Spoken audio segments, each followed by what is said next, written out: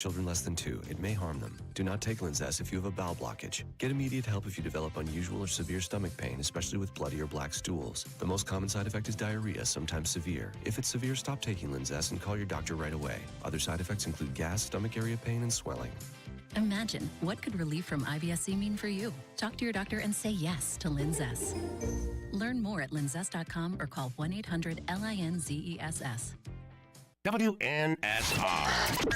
Post-COVID travel is on a surge. Many of you are traveling for fun because you've been locked up for 2 years. Listen, whether you're traveling for fun to Italy, Greece, Spain, France, or somewhere else fun in the world, or USA, now is a great time to book before the crowds hit and save. Plus, with a strong U.S. dollar, you'll get more travel bang for your buck. Right now is a smart time to make your reservations and call low-cost airlines. With one phone call, you can let us do all the work for free. We'll shop hundreds of airlines, hotels, resorts, and give you a way to save huge money on your vacation plans. And if you call right now, we'll give you a free hotel room with a qualified travel purchase. So call right now. 800-704-1662. 800-704-1662. 800-704-1662. That's 800-704-1662. Listen, you can't handle the truth. It's about to go off. Live from the WNSR Strike and Spare studios. Just a bit outside. It's the McFarland Show with Darren McFarland and Fox 17's Justin McFarland. Show me the money!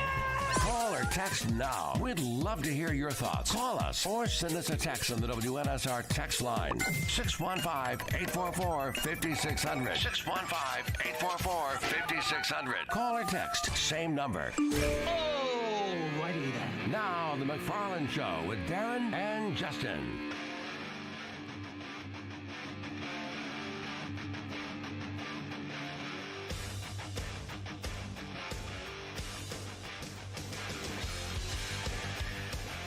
Tuesday afternoon to you, and yes, it is time for the McFarland Show. Yeah, it is. Darren, there seems to be a malfunction here. Yeah, I don't. There we are. Yeah, you have to. There's the familiar tone. Turn me on. There's a button there. Yeah. Okay. Yeah. I got lost. Welcome, everybody. I promise the show for the next 2 hours is going to be fantastic. Like NBA action from the 1980s. Yeah. Or as the Preds say, fantastic. Fantastic. We are the McFarlands, Darren and Justin, here live in the Strike and Spare Family Fun Center studio on this gorgeous Tuesday afternoon. 615-844-5600 is the phone line. Damon Keene is alongside for the ride. Steve Lehman will join us in about 10 minutes or so. He was on the call of Belmont last night. They had an exciting game against Georgia State. And we'll talk about the Titans, of course. He was there at the presser. Mike Vrabel spoke just a little bit ago. And we'll hear from Mike Vrabel, head coach of the Titans, here a little bit later as well. But we're going to start with last night before we delve back into Titans and the Predators and everything local here. You want to start last night? Yeah, last night I really am angry. With Monday Night Football? Yeah, because they see, you can go to bed. This is a curveball here. I was not ready for this. You can do what the Jets have been doing a lot, and that's you can punt. Like you can like take off your shoulder pads and throw them in the stands, take your helmet off, and go to bed. I watched the first half and say, "See you later. I got a morning gig, and I don't have to be tortured by this nonsense. I don't have that excuse, so I have to sit there in pain, in agony." And feel really good about the Titans offense after watching the Jets. Yeah, I saw your social, like all of a sudden, their offense isn't that bad. Like getting to 16 is pretty dang good. Yeah. Because the Jets, it takes games for them to get to 16. They're just not good. I mean, Robert Saleh looked like he swallowed 4 grenades last night. The look on his face was, what do you want me to do? Like, what do you want me to do with this? It was ugly. The first half was ugly. The first half of football I saw out of them was ugly. 17-3 at halftime when I went to bed. Let me give you a little hint. Okay. Nothing got better in the second half. Didn't get better in the second half. It didn't get better. Yeah. Actually, I think it got worse. So just so you know, you didn't miss anything. Garrett Wilson was the bright spot for the Jets. Yeah. And even he had a fumble. Yeah, I saw that in the first half there. So, I mean, it's, but this is why they went and got Aaron Rodgers, remember? Because they knew it was bad. I know they've been winning ugly games because their defense is really good. They are. But. Okay. Hopefully that's not going on over the air. Right. I'm not sure. We're having a festival. We've heard some things happening around us here. Going on. Okay, no Is problem. there a grand opening downstairs that we don't know about? Not yet. We weren't invited. I don't smell anything. I don't either. If it's a grand opening, and for those who don't know, there's talks of a restaurant nearby the WNSR studios that could be going in, and they've been working for quite some time. Yeah. But to our knowledge, I haven't smelled anything. No. Yeah, well, so if they are making food, I don't. I can tell you by looking at that place down there, there's no food being prepared right now. No. Okay. So that might just been a marching band in the neighborhood. I'm not sure what it was. A marching band in the neighborhood. Were they practicing or what were they doing? The aristocrat band's just walking by. No, that wasn't the aristocrat. That was more like rolling down Nolan's. That was more like the Aristo band. From the Aristo. Okay. I don't know what that was. But let me just put the Jets to bed. Okay, yes, let me just put them to bed. MESS. They're awful. They're awful, Justin. Zach will. And here's an idea. This is why there's a couple layers to this. Okay, this is why I've been saying so many times over the years, quarterbacks dictate offensive line play. There's a couple layers to this. Okay, all right. One, Zach Wilson, bro. If you have it figured out in the NFL. Maybe you were able to do that at BYU. You can't hold on to the ball in 3 and 4 seconds in the NFL. It's called, and I'll try to do my best Mike Keith impression, sack! That's what happens every time when you hold on to the ball 3 or 4 seconds. It's not bad. It's pretty good. Was it really? It's not bad. Oh, I thought you were going to rip me for it. No. It's not bad. It was. It's better than I can do. I've never practiced that. I can't stress my voice. If I do that, I'm going to be paying the consequences for the next 2 days. For my first time, I'll take it. I mean, I'll take that. You can't. He got sacked 8 times. Like, you can't hold on to the ball 3 or 4 seconds in the NFL, bro. Figure it out. Yeah. Like, you got to get rid of the ball. I mean, what are we doing here? Like, this isn't your first NFL start. You know, the thing that really hurt him is there are 2 guys over there who play for the Chargers who have a really good chance, and I'm not kidding about this, they have a really good chance at some point down the line, if the career goes the right way, of going to Canton as 2 of the best players to ever walk on a football field anywhere, in Joey Bosa and Khalil Mack. Yeah. Both of them play on the same team, and both of them play on the same side of the ball, and they feasted. Of the 8 sacks last night, they had 4.5. Mm-hmm. Those 2 guys had 4.5. So, and by the way, I'm pretty sure the Jets are good at scouting. I'm sure they were aware that Joey Bosa and Khalil Mack were playing for the Chargers. I'm pretty sure their advanced team told them about that. Do you know what the Chargers were against the pass in the league? No. 30th. That's Wow. probably why Zach Wilson attempted like 60 passes last night. I guess they went it's in probably saying, on the quick pass, though. It's probably not, Well, clearly that's it probably wasn't. what eats them up, because if you sit in that pocket, they're coming. They got 2 guys that can come get you. Well, it happened last night. On a historic level. Like, he wasn't, when he held on to the ball, he got sacked, period. Yeah. And the Chargers were 30th against the league against the pass. 30th. Yeah.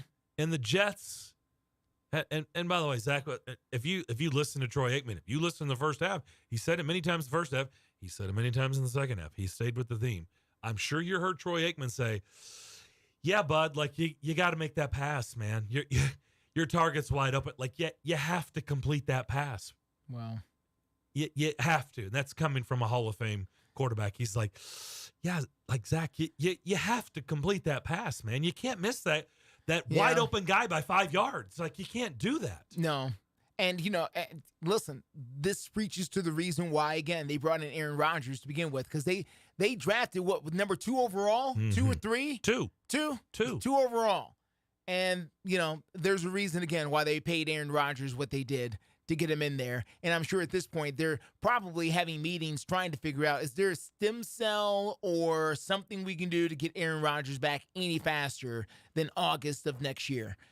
Because, they can't win like that. You can't win in this NFL with 6 points a game. You can't win in this NFL taking 8 sacks. You can't win without being able to push the ball. And they can't push the ball with any positive direction in any way, shape, or form. Can we stop watching Aaron Rodgers pregame? No. Step back. Nope.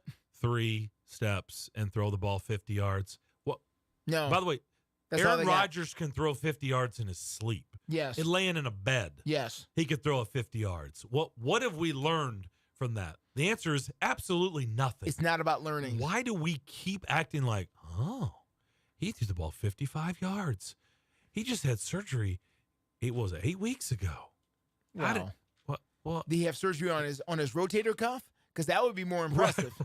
Right. No. Yes, thank you. No, he didn't? Oh. It's okay. He could lay in a bed. He could lay on a cot. If you want to impress me, 55 yards. show him running a 40. That would impress me. Yeah. But, like, let him outrun Bosa and Mack and complete a pass. Then I'll say, I guess he's coming back. But this whole thing about him coming back is just silly. I'm not a doctor, but it just seems laughable that this guy's going to, he's going to do something nobody else has ever done and he's at 39 years old. Like, come on. Listen, I can't speak to that. What I can speak to is they don't have anything else. So, yes, you're going to show Aaron Rodgers because he's the big, bright, shiny object in the room that you cannot avoid, and he's the best storyline that you got for them. So you're going to show him. And if this is what he's doing, then this is what you're going to show. But no, you're not going to say every time the Jets are on TV, they're going to do massive Aaron Rodgers updates. It's all they got. It's all they got. So, yes, no, we're going to continue to see it. Sorry. Predators tonight in Calgary to take on the Flames. They'll drop the puck at 8 o'clock this evening. They are still out on their worldwide tour, even though it's really just a Canadian tour. It's North America. Okay. It's a North American tour. North American tour. North America and West Coast. It's not a stadium tour, but it's just a North American arena tour. There we go. Yeah. Not bad. And when is the... Tomorrow night. Tomorrow night. Okay. Tomorrow night. Is that live or is that tape? It's live. It is live. It is live. It's a ABC product. You're not going to believe this. Are you sitting down? Wait a minute. I am sitting down. Yes, I am. Nate Bargatze's going to be there. What? Can you believe that? In Nashville? I'm just telling you, he's going to be there. Nate tomorrow. Bargatze? He's going to be, I think. One of the hottest comedians around is going to show up at Bridgestone Arena tomorrow night for a big-time TV show? Yep. Wow. I think he's a presenter. I heard there's going to be country music. I don't think he's singing. I don't think he's singing. Wow. He may do a little stand-up. I don't know. But you're not going to believe it. Nate Bargatze's going to be there. I heard there's going to be guitars and banjos there as well. Is that right? Yes. You know I'm that aware. for a fact? That's what I've heard. Sources tell us. Guitars and banjos tomorrow night at Bridgestone. This guy right now, have you ever seen the GIF of the dude that's walking that's on fire? Yeah. That's Nate Bargatze right now. He's just walking. He's a man walking on fire. You cannot get within 400 feet of him you'll burn. Was it Dan Patrick or Rich Eisen with the Inflago? He is Inflago. Yeah. At this point. He is. Right? Yep. He's one of the hottest things out there. I'm not telling you what to enjoy. I'm just saying I enjoy him. I mean, I watched the Saturday Night Live episode. I'm a huge fan. Have you seen the Saturday Night Live stuff yet? Still haven't had a chance to watch it? Pretty good. No. I enjoyed it thoroughly. He's doing game day this past Saturday in Tuscaloosa. Not surprising. He the point is he's everywhere. He could be the next one doing a stadium type of thing. He's everywhere. He might be able to pull a Nissan at some point here. You know, Kevin Hart's the only comedian I know who's doing stadium tours. He did the Philly. Well, it wasn't a tour. He did a stadium. Yeah. It's different than doing a tour. Good for him, man. They always say when you're on a heater, don't walk away. Oh, yeah. He's on a heater. Yes, he is. Stay at the table, bro. Stay there, Nate. You are on a heater. Golly, everywhere you turn. Oh, yeah. Nate Bargatze, Nashville's own. Old Hickory. You know, when he's on Saturday Night Live, he wore a sweatshirt that said 37138 on it. Oh, really? Really. Wow. And, my wife was like, where's 37138? And I was trying to remember the zip codes, and I just looked it up. It's Old Hickory, Tennessee. Hickory, yeah. Old Hickory, Hermitage, out that direction. Yep. All right, we'll take our first break. We'll come back. Steve Lehman, News Channel 5. We'll talk about what Mike Vrabel said today and get into all things Titans with him, and we'll do that next. In a single moment, everything can change. When a player's sudden cardiac event brought a national football game to a halt, it shone a spotlight on the importance of CPR readiness. Now, with youth sports in full swing, the American Heart Association is rallying parents and coaches to be ready in an emergency. To be ready, learn hands-only CPR. It's a skill anyone can learn in minutes. Visit heart.org/hands-only-CPR and become a lifesaver today. I've got a unique vacation idea for you that's right here in the United States. If you're ready for a vacation that's fun and downright affordable, listen up. It's driving distance for many of you, so no planes, no airline delays, no hassles. It's Branson, Missouri, the entertainment capital of the Midwest. Live music for everyone. Branson has 3 beautiful, enormous lakes, water attractions, live shows, great food, and tons of entertainment. It's a perfect vacation for you and your family, or if you're retired and you want to have a great time. And you can stay in Branson for as low as $99 a night. Please understand, this is not a timeshare offer. It's a real vacation for as little as $99 a night. We've got a free vacation guide we want to send you right now. All you have to do is call for complete details. Get your free Branson, Missouri guide right now by calling this number. 800-413-3953. 800-413-3953. 800-413-3953. That's 800-413-3953.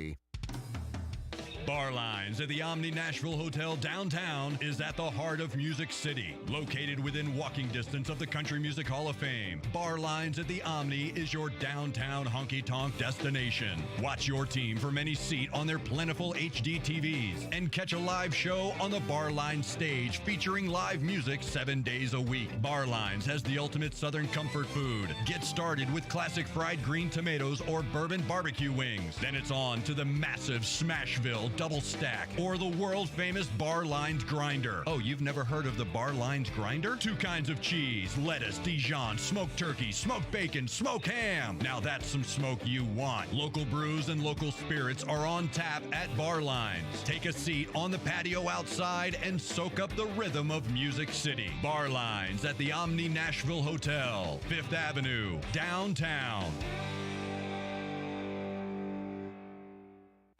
Quick, convenient, efficient. 3 words that we all hope to experience when we do business.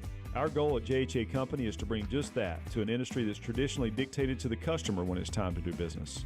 Whether you're purchasing class pictures in a yearbook, class jewelry, a letter jacket, school spirit wear, or senior graduation products, we strive to make the experience quick, convenient, and efficient. Find out more at jhacompany.com. JHA, your one source for an unparalleled scholastic experience. It's the McFarland Show with Darren McFarland and Fox 17's Justin McFarland. I believe this franchise right now, unfortunately, is paying for the sins of a lot of bad draft picks and bad signings. You can only dodge that for so long. When you think about going back-to-back years with your first-round pick and get nothing, that's hard. That's a hard pill to swallow. It just The is. McFarland Show with Darren and Justin on Nashville Sports Radio WNSR. You're listening to The McFarland Show live on WNSR Nashville Sports Radio. Rolling along on this gorgeous Tuesday afternoon. We are the McFarlands. Darren and Justin here with you. Strike and Spare Family Fun Center studio. Let's bring in Steve Lehman, News Channel 5. College basketball season, by the way, is upon us. It is here. And it was happening last night at the Curb Event Center. And Belmont, what a way to start off the season. A crazy back and forth affair that Steve was on the call for. Steve, that was a fun game. Sure was. I think there were 12 lead changes and 8 ties throughout the course of the game. Or I'm sorry, I got that backwards. 12 ties and 8 lead changes throughout the course of the game. So it was a great basketball game. I think Georgia State's much improved, and a very young Belmont team found a way to gut out a win at home and continue their success there. So it was a good start to the season. What did you think of them before we transitioned to the Titans? I know they have the transfer from Vanderbilt, who had quite the game. But overall, because I don't know, is Georgia State supposed to be really good? Like, what did you think of Belmont coming into the season? Georgia State is not predicted to be super good, but they are a strong program that's been the winningest program in the Sun Belt over the last decade, Darren. And they've got like 8 transfers. And so I don't think anybody really knows what to make of them yet. And last night they showed a lot of talent on the floor, guys who can make individual plays and really light it up from outside as well. So I think they're going to be much better than people anticipate, and they certainly gave Belmont a run. As far as the Bruins, they're predicted in the top half, top third of the Missouri Valley Conference, but I think they have the potential to surprise. You mentioned Malik Diaz. He's a body that Belmont has just never had. You know, he was a borderline 4-star recruit when Vanderbilt got him. That's not something Belmont has been able to get in the past. They get him in the transfer portal, and he can do basically everything on the floor as a 6'9", 240-pound guy. He had a top 10 play last night where he stole the ball and took it the length of the court for a dunk over someone.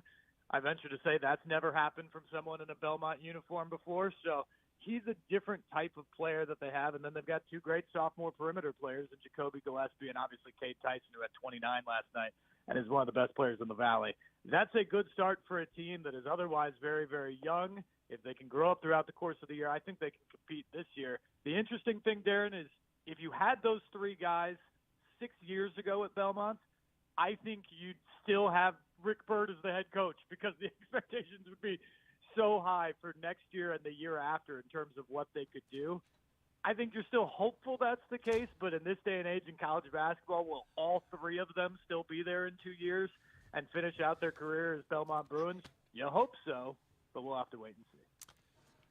Sorry, I just lost my concentration. I'm a little distracted here. I was going to say the good news for them is they're no longer in a conference where you have to win your conference tournament to get that automatic bid. Like, you can not win your conference and still, I mean, what? I don't know how many, but they're a conference that can get 2-3 bids. True? Yeah, no, it is. They've lost some of their power teams, obviously. Yeah. Loyola Chicago is gone. Wichita State left before that. And so it's maybe not quite the league that it was 5 to 10 years ago, but it's still one of the best mid-major leagues in the country that has gotten 2 bids more times than not in the last 20 to 25 years. And so I think that's absolutely true. The league as a whole has to do better in non-conference games this year. Last year, they really struggled outside of the league and didn't really get the marquee wins that would boost the entire profile. Got off to a better start last night. Bradley went on the road and won at UAB, which was a huge win for the conference to start off the season. They get a few more of those, and I think you're talking about the Valley being a 2-bid league again this year. What did you make of Mike Vrabel announcing today that Will Levis is the starter?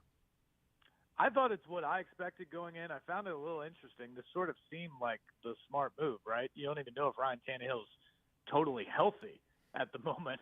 And Will Levis has clearly been an intriguing potential for the future, given his last 2 games, even if that's all you want to say. It's something you'd want to get a look at. And so I think this was just a smart decision to make at this point in time. Yet I feel like a lot of people thought he wasn't going to make it, or at least announce it today.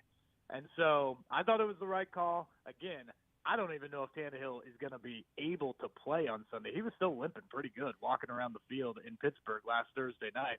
And so you go with Will Levis. You go with the hot hand who's come in and performed pretty well for 2 games. You see how he reacts to start number 2 on the road in Tampa on Sunday, and if maybe you can get a little juice in these 2 road games before you come back home for a finishing stretch that has a lot of home games. And 2 things will happen, guys, is either Will Levis is going to lead them into a place the next 2 weekends on the road in which the Titans will maybe win a couple games and put themselves back in the race, in which the stretch run really, really matters, and he's the quarterback that gives you the best chance to win based off of what he just did the 2 previous weeks. Or he goes and struggles on the road, you don't win, and then you're sitting there at 3-7, probably realistically out of it. And then you should go with Will Levis anyway, because he should play the last 7 games to get that type of experience. So you truly know when it gets to January, is this the guy we're rolling with next season and beyond, or do we still have questions here about how we need to approach the offseason? So either way, I think it's the right call today, and we'll watch how it transpires over the next couple of weeks. After the Monday Night Football game, and I spent the first segment of the show basically ranting about how, that was torture last night watching the Jets offense. But they go to Scott Van Pelt in the studio, and he's got Ryan Clark with him, and they've got this big, huge graphic that says chance to make the playoffs. ESPN's analytics for the AFC. There's 16 teams, Steve, in the AFC. They have 12 teams listed, and their chances of making the playoffs. And as you can imagine, I'm bringing this up because the Titans were not one of the 12 teams that were on that list, yet I had to watch and see the Jets on that list, which I think is embarrassing. Their offense is horrible. Colts and Texans on that list. The Titans were tossed in the trash bin with the Raiders and the Broncos and the Patty Melts. Yeah, and they should be right now. They are right now 14th in the AFC out of 16 teams. And they're dead last in the AFC South. Now, it's fairly jumbled. If they win the next 2 weeks on the road, they're going to be right up near the top with the Jaguars and maybe have a shot to do something. So there is still time to turn this thing around. But as the old saying goes, it's getting late early for this team. And I think everybody in that building has to understand that right now. It is the ultimate week-to-week league, and this has been the ultimate week-to-week team, particularly home and away so far this year. Well, the next 2 games, unfortunately for them, are away. And unless they can figure out how to finally break through on the road and win a game and finally start to string a couple wins together, they're not going to have anything to play for when it gets to December. And so their backs are against the wall, and they better go perform, especially this weekend in Tampa Bay. You get this one, maybe lose to Jacksonville on the road. Maybe you feel like you still have a shot with Carolina, Indianapolis at home, Texans at home, Seattle coming up. Maybe you've got a shot to make a little run there, even if you lose to Jacksonville. But if you lose this weekend and then you lose in Jacksonville, I think that's probably all she wrote. Yeah, I don't think it's probably. I think you can shut the door. I think the season is over. By the way, be thankful you were calling a college basketball game and then went straight into News Channel 5 and worked, and you did not have to endure what a lot of us did watching the Jets and the Chargers. The story came out over the weekend that Robert Kraft and the Patriots could be very, very interested in Mike Vrabel to be Bill Belichick's replacement. What do you make of that whole storyline that was out there circulating over the weekend? I think it's interesting, and I think it goes, Darren, to what we all already knew, that Mike Vrabel's beloved for his time in New England, that he impressed a lot of people in that building, including Bill Belichick and Robert Kraft. He's now a Patriots Ring of Honor member or Hall of Fame member, and he was back up there a couple weekends ago and had a great time. But he's the head coach of the Titans under a contract here, and I think that Amy Adams-Strunk and the Titans really believe in Mike Vrabel as their head coach and what he does in terms of running this organization. So the only way that he becomes the Patriots' next head coach would be, one, Bill Belichick decides to retire, because I don't think the Pats are firing him ever. So Bill Belichick decides to step down. If he does decide to step down, then they have to orchestrate a trade with the Titans where the Titans get some sort of compensation that they agree on for Mike Vrabel. And I think that's unlikely from the Titans' perspective as well.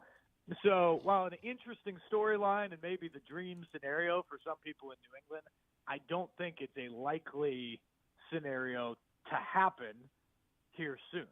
And so I think Mike Vrabel is the head coach here until either it goes really, really south when the Will Levis project, or he decides that he doesn't want to resign. We're speaking with Steve Lehman, News Channel 5. He was at the presser today. You will hear some of that in the second hour of the program. I want you to tell me if you've seen the same stuff, or if look, it's not the end-all be-all. I'm just telling you, I've seen on social media kind of the reactions that I've seen from fans has kind of surprised me. And if you've seen different, please tell me. But it seems like there is a good portion. Again, I'm not giving percentages. I don't know. It's not the end-all. It's just stuff I've watched for the last 3-4 days on social media. Well, actually, it's been going on for a bit. It does seem like with every loss that there's more and more people. I see a lot of people on there like, well, that's true, then good riddance. Like, it seems like the fan base is starting to turn on Mike Vrabel. They're kind of they're kind of over Mike Vrabel and just, how he acts and this and that. Again, this is not a scientific poll. It's just chatter I've seen out there on social media. If you've seen a love fest on social media, please point it out to me. But are you a little bit surprised by that? I think you pick warts and flaws whenever you're losing. And I think that's what's going on right now. I mean, remember, this team was 7-3 last year. They were on their way to a fifth straight winning season, and Mike Vrabel could have run for governor in this state or senator or whatever hotly contested race you would like to create, and he would have won. And then they lost 7 straight games to end last season, and they sit here at 3-5 right now. And I think that's a place where people start to question. And I think when you look at a football team that isn't playing well, you immediately point to the head coach. We've had this discussion before, though, guys, and I think back. I think the most heat I saw of Vrabel actually was after the game in London, and maybe it's just because I had more time because it was played so early that day to really study what was on social media, and I wasn't immediately getting ready for a show necessarily. But all the things I saw that day were about how poorly coached they were and how undisciplined they were and the mistakes that they made. And the only thing I could think of was this is a guy who's in year 6 at the program. It's not like this is year 1 or 2. He's in year 6. He was the NFL Coach of the Year 2 seasons ago. He's the exact same guy. So what's different here? What's the variable? And the variable is that the roster's not any good. They just don't have the depth to be an NFL team. They don't have an offensive line right now that can function at all. They don't have many playmakers offensively behind Derrick Henry and maybe Tajay Spears, DeAndre Hopkins when the quarterback is upright to throw it to him. And defensively, they haven't lived up to the expectations on that side of the ball either in certain spots. But part of that is, again, a lack of depth on that side of the ball. And I think when you look at all that, how much of that is the coaching versus how much is the roster assembled? I think if there's a real criticism of Vrabel, it is the unknown fact of how much his fingerprints are on the roster. I think a lot of it is John Robinson's draft picks, and I think it's John Robinson's free agent misses that have put this team in the position that it is in. But Mike Vrabel has been in that room, at least, with some portion of a finger on the scale for 5+ years. And I think that finger has maybe moved to 2 or 3 fingers over the last few years, and now it may be even a full fist. But how much does his input lead to the roster that we see right now? That's the question I don't fully know. I don't know who knows that answer. And that, to me, is where the criticism would lie. But I think in terms of the coach he is, I think anybody you talk to in the league believes he knows how to motivate. He knows how to talk to his players and relate to them. He knows how to game plan, and he's good at adjustments inside the game. That's what you want from a head coach. The roster part is a challenge, and how much that belongs a little bit of blame on Mike Vrabel, the GM or personnel guy, that's something that I think we all have to figure out at some point here. Steve, let me ask you a question that I know you cannot answer, but as someone who has been a sports director for all of 2 months at a TV station, it would frustrate me to not know the answer to this. How long has Will Levis been this good? Because the problem is, Steve, we only saw him for a half in a preseason game, and then we didn't see him after that. And now we fast forward 2 months, and then we see what we saw against Atlanta, then what we saw against Pittsburgh. But, Steve, I'm willing to bet that Will Levis didn't get that good the morning of the Falcons game. He was probably that good a little bit before after that. Willis started. So my thing is this, and because we don't know, because we don't go to practice and we're not allowed to see certain things, how long was Will Levis this good? That's a great question. I don't think very long is the simplest answer I can give you. I want to pump the brakes a little bit. He was incredible in the Falcons game. He was okay in the Steelers game. Now, okay may have surpassed your expectations on Thursday Night Football in a hostile environment for a rookie's first start on the road, and there were certainly flashes there where it's like, wow, that's a great read, or that's an incredible throw. And he gave him a shot to win, but they still only scored 16 points. They weren't very good on third down. They weren't good again in the red zone. So it was far from an elite quarterback performance on Thursday night by Will Levis. That said, I agree. he's been very good in his first 2 games compared to what I thought. I truly thought going into Atlanta, you're going to see that neither one of these young quarterbacks are ready to play, which is why they've been so bullish on Ryan Tannehill being the starter. And so Will Levis impressed a lot of people there, and I think he did something in that game that even the coaching staff wasn't prepared to see, frankly, because Mike Vrabel reiterated again today. He lost a ton of valuable reps with that injury in the preseason. He wasn't very good in OTAs in the offseason as he was learning the offense. He wasn't very good early in training camp. He wasn't very good when he played that half a game alternating series with Malik Willis in the first preseason game. And then he got hurt. And the time where he really could have maybe made up some ground for the backup job, but certainly made you feel better if you got to this point about turning things over from Tannehill, was the second half of the preseason and training camp. And he didn't get those reps at that point. So I think they went into the season truly believing that Malik Willis was ahead of Will Levis because he was all they were seeing right now. And then you go into the regular season, and it's about preparing to play each week. And Ryan Tannehill is getting the vast majority of the reps at that point. There's not a lot of time for Levis to show, okay, I've got it. I'm caught up to speed. I'm ready to go in the NFL. And so I think when they saw Willis come in and perform as poorly as he did in that fourth quarter in London, and then you have the bye week, I think they thought, all right, we know Tannehill can't play against Atlanta. We got to go out there and figure out what we got or what gives us our best shot. We pretty much know what we have with Willis. Can Levis be any better?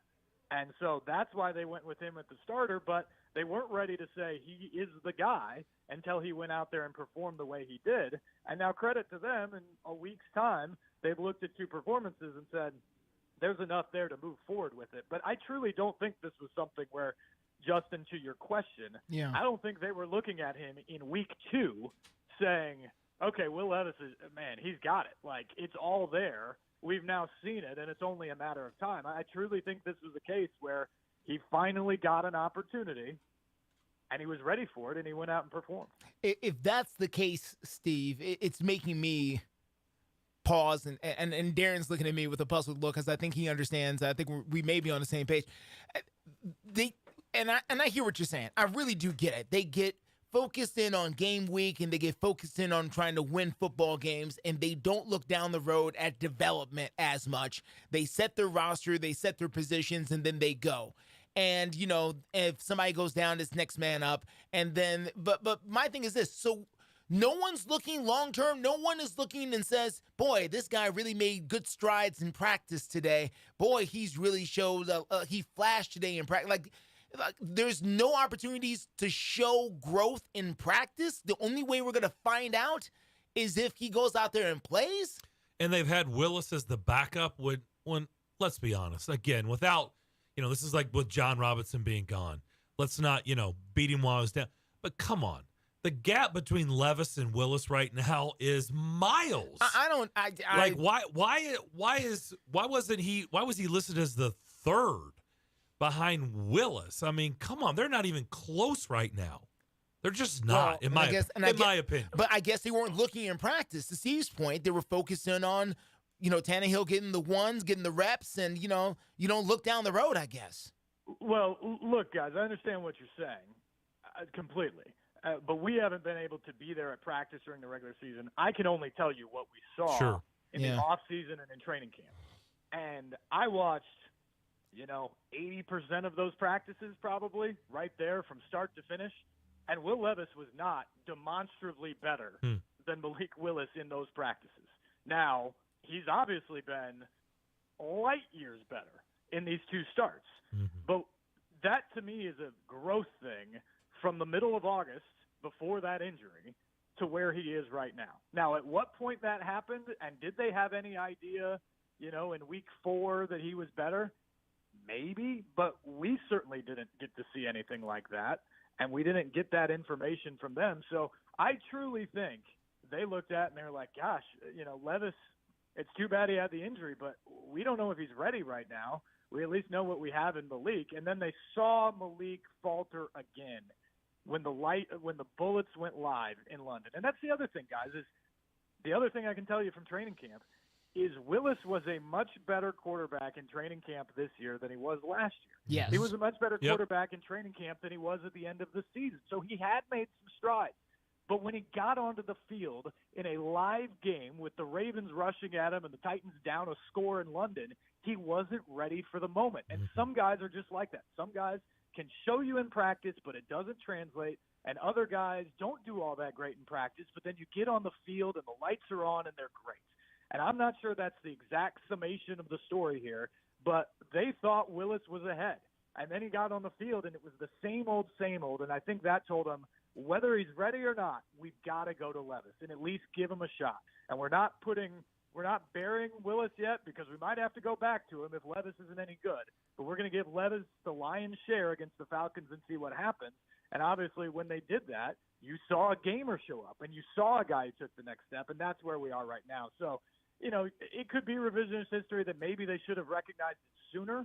But I think most of us were in agreement 3 weeks ago that Ryan Tannehill gave this team the best chance to win at that moment. And then he got hurt, and we created a new situation. And now today, after watching the last 2 weeks, I think not just for this weekend with Tannehill at whatever percent he is and Levis being healthy, but also moving forward, you got to go to Levis now to try to win this weekend, yes, but also try to truly figure out what you have over the last 10 games of this season moving forward into next year. It's a fascinating topic. Great discussion as always, Steve. Appreciate it. Have a great week, and we'll talk to you soon. All right, guys. Be good. Thank you. Steve Lehman, News Channel 5. Good stuff from him. We're wide open the rest of the hour if you want to get involved. 615-844-5600 as you listen to The McFarland Show. Golfers, swing into Edwin Watts Golf Shops for the hottest new fall arrivals from TaylorMade, Callaway, and Titleist. Come by and test drive the new TaylorMade P790 irons, the new Callaway Apex Pro iron sets, and the new Titleist T-Series irons. While you're there, get a free custom fitting on the new arrivals and more. Edwin Watts Golf Shops is your headquarters for all the latest golf gear from all the top manufacturers. Edwin Watts Golf Shops, home of the 90-day satisfaction guarantee. Shop us in store or online at edwinwattsgolf.com. Located at 5410 Murfreesboro Road in the heart of Laverne, City Slickers is one-stop shopping for all your liquor, beer, and wine needs and has been a multiple winner annually in the Best of Rutherford County voting for Best Liquor Store and Top Wine Shop. Featuring the lowest prices, the best customer service with unsurpassed knowledge, City Slickers offers the largest craft beer selection in Rutherford and southeastern Davidson counties and has beer on tap at its Growler filling station. City Slickers also sells mixers, sodas, snacks, tobacco products, and the Tennessee Lottery, and can place special orders and assist with all your events and even wedding planning. Make sure you follow City Slickers on all their social media or just give them a call at 615-280-7469. That's 615-280-7469. Located in the heart of Laverne, City Slickers. Have you ever met a single person in your life that enjoys paying taxes? No, no one does. If you can't sleep at night because you have a huge problem with the IRS, I've got some free advice for you. This service is strictly limited to individuals that owe the IRS $10,000 or more in back taxes. And if you qualify, we can guarantee that you won't be writing a big fat check to the IRS, or our services cost you nothing.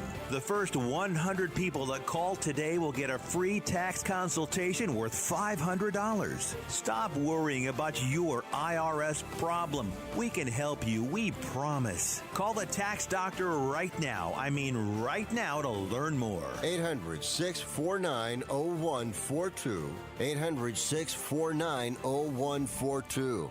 800-649-0142. That's 800-649-0142. The TSU Tigers men's basketball team with fifth-year coach Penny Collins are coming off a top 3 OVC finish last season and looking for much more this season. Led by preseason all-conference guards Marcus Fitzgerald and Kenyon Hodges, the Tigers face an impressive non-conference schedule that includes Oregon, Lipscomb, Austin Peay, Indiana State, and Liberty, and tip-off league play on December 28th at Gentry Center versus UT Martin. Hello, this is Greg Pogue inviting you to join longtime TSU broadcaster Albert Dawson on all of the games this season right here on Nashville Sports Radio WNSR.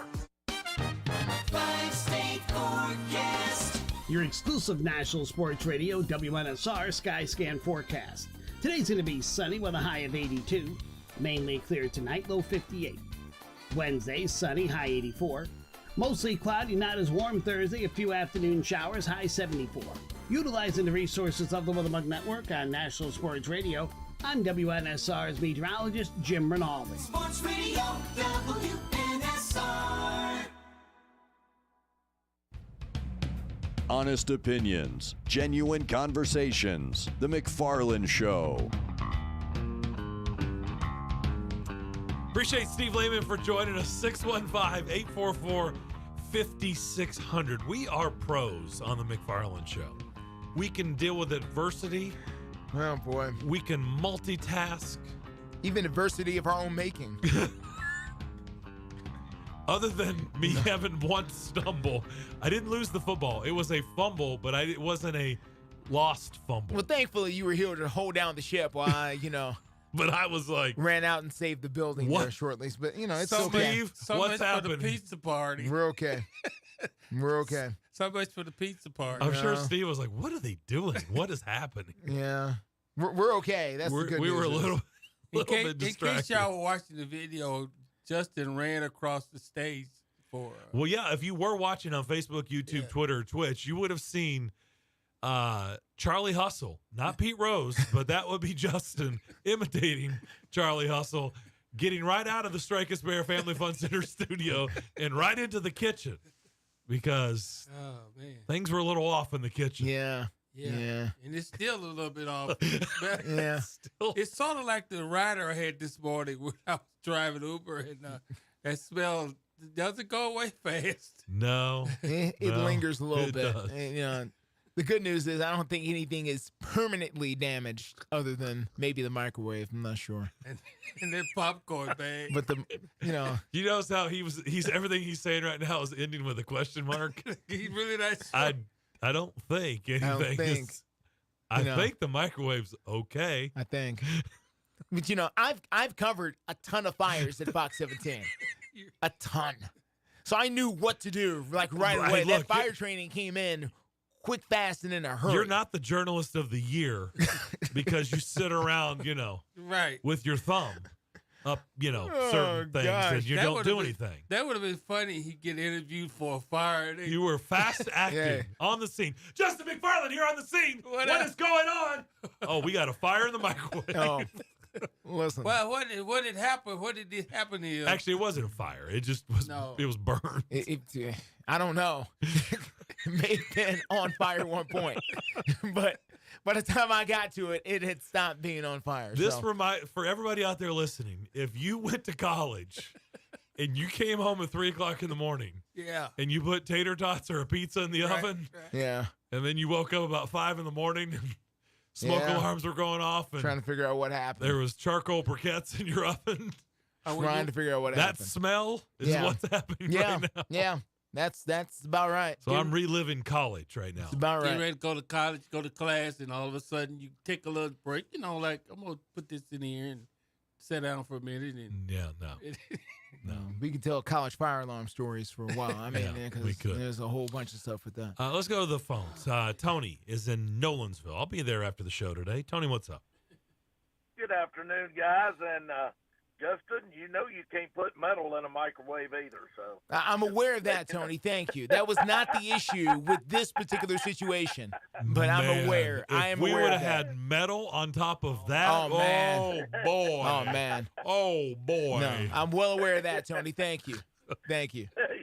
Just a little. Yeah, if he would have wrapped the popcorn up in aluminum foil, oh boy! Yeah, that would have been it. We wouldn't be taking this call right now. No, we would not. The show would probably be at CBS Radio right now.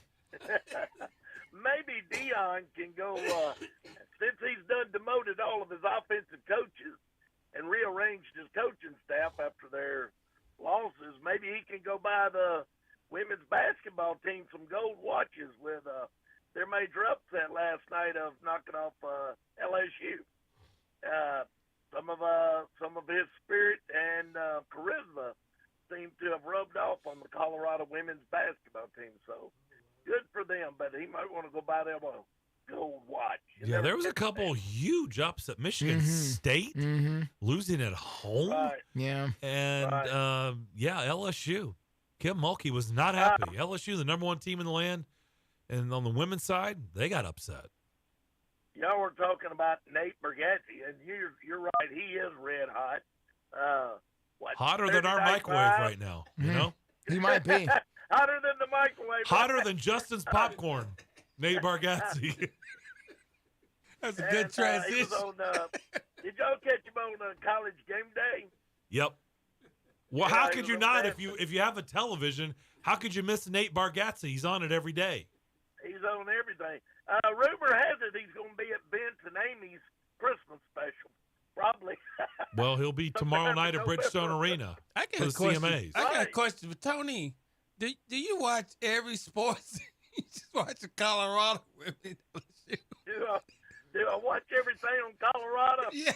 I mean, you got Austin P.O. You have a TV in every room. I'm trying to figure it out. I keep up with a lot. No, watch one TV. Okay. But I do a lot of channel search. Like Red Zone College. I'm good with a remote, and it's and I just catch a lot of certain things. And there are a lot of things that are always catch my eye. And I've always been a sports junkie. So. Matter of fact, one year as Halloween, I went as a sports junkie. Nice. Had field bottles taped all over Nice. me. I had a biker's helmet on, Javon Curse jersey. Excellent. Had golf shoes on with golf gloves. Had eye black on from baseball, and had pill bottles taped all over me. Man, you were all over the place. Boy. So listen, for sake of time, because we do have to take our final break, we got about a minute. Right. So what did you want to get to? Well, like you say, touching on the Bargatze deal, and but guys, this is going under the radar. Hadn't been much talk about it with everything else with the Titans, and of course our Eric can probably enlighten us on Malik Willis. I guess he's going to join the NFL portal now, so that's where he's been regulated to. But on the high school level, there's been very low key all about. Kevin, is it Mawai? Kevin Mawai. Stepping down at Lipscomb. Yep. Yeah. After being caught in their recruiting and playing of the players. And, I mean, he's already stepped down. And he had a, loaded NFL staff of talent on that. And there's just hadn't been that much said about Lipscomb Academy getting busted. We'll talk about that on the other side. Yeah, you know what? Right, I like that, Tony. Hey, have a good one. Thank you. Thank you you, too. Tony. Thank you. We will. We'll touch on that to close out shop here on hour number 1 of the McFarland Show. We'll do that next. Are you ready for a touchdown of flavor and excitement? Look no further than Sam's Place and Sam's Sports Grill, the ultimate destination for great food, fantastic drinks, and game time atmosphere that will have you cheering for more. Sam's is the place for every sports fan and food lover with over 40 TVs at every location. Sam's has a family-friendly atmosphere where everyone can have a blast. From their friendly staff to awesome kids menu, they've got something for everyone. Online at samsplace.net or samsportsgrill.com, or call and find the nearest location to you. At Sam's, the game is always on and the fun never stops. Bob's Steak and Chop House, located in the Omni Nashville Hotel, is a nationally renowned steakhouse specializing in the finest corn-fed Midwestern prime beef. The menu formula is simple: incredible meat, gigantic shrimp, fabulous salads, and decadent desserts. Start your experience at Bob's with the fried calamari or fresh scallops seared in Texas burnt honey. All the beef at Bob's Steak and Chop House are USDA prime cuts, from the traditional filet of tenderloin and ribeye to the adventurous Kansas City bone-in strip. They even have 2 different surf and turf options. And if you're looking for the other white meat, Bob's Steak and Chop House serves a dry-aged pork tomahawk with homemade applesauce. Fresh seafood is on the menu, from salmon to scampi, and even fresh lobster tail. For reservations, give them a call or log on to the Omni Nashville Hotel website. Bob's Steak and Chop House at the Omni Nashville Hotel. Post-COVID travel is on a surge. Many of you are traveling for fun because you've been locked up for 2 years. Listen, whether you're traveling for fun to Italy, Greece, Spain, France, or somewhere else fun in the world, or USA, now is a great time to book before the crowds hit and save. Plus, with a strong U.S. dollar, you'll get more travel bang for your buck. Right now is a smart time to make your reservations and call low-cost airlines. With one phone call, you can let us do all the work for free. We'll shop hundreds of airlines, hotels, resorts, and give you a way to save huge money on your vacation plans. And if you call right now, we'll give you a free hotel room with a qualified travel purchase. So call right now. 800-704-1662. 800-704-1662. 800-704-1662. That's 800-704-1662. You enjoy the thrill of gambling, but what happens when it becomes a problem? Whether you want to cut back or quit gambling altogether, the Gambling Clinic has been helping people change their gambling for over 2 decades. We're here to help, not to judge. The Gambling Clinic is a Tennessee-based clinic offering in-person and telehealth support to help people win back their life. Visit us at thegamblingclinic.com. This project is funded by the Tennessee Department of Mental Health and Substance Abuse Services. The Jim Rome Show. Man, I love Facebook. That's not in any way a time suck. It is such a valuable use of your time. Going on everybody else's page and posting how beautiful they look when they don't. They don't. You know they don't. Come on. Anyway, do what you want with your time. I don't want you to tell me how to spend my time. I won't tell you how to spend your time, but I will tell you this. Stop cropping out pictures and including yourself and then acting like, hey, my hair looked great that day. My makeup was perfect that day. Just do what I tell you. With regards to this, you'll be fine. Weekdays from 11 to 2 on Nashville Sports Radio.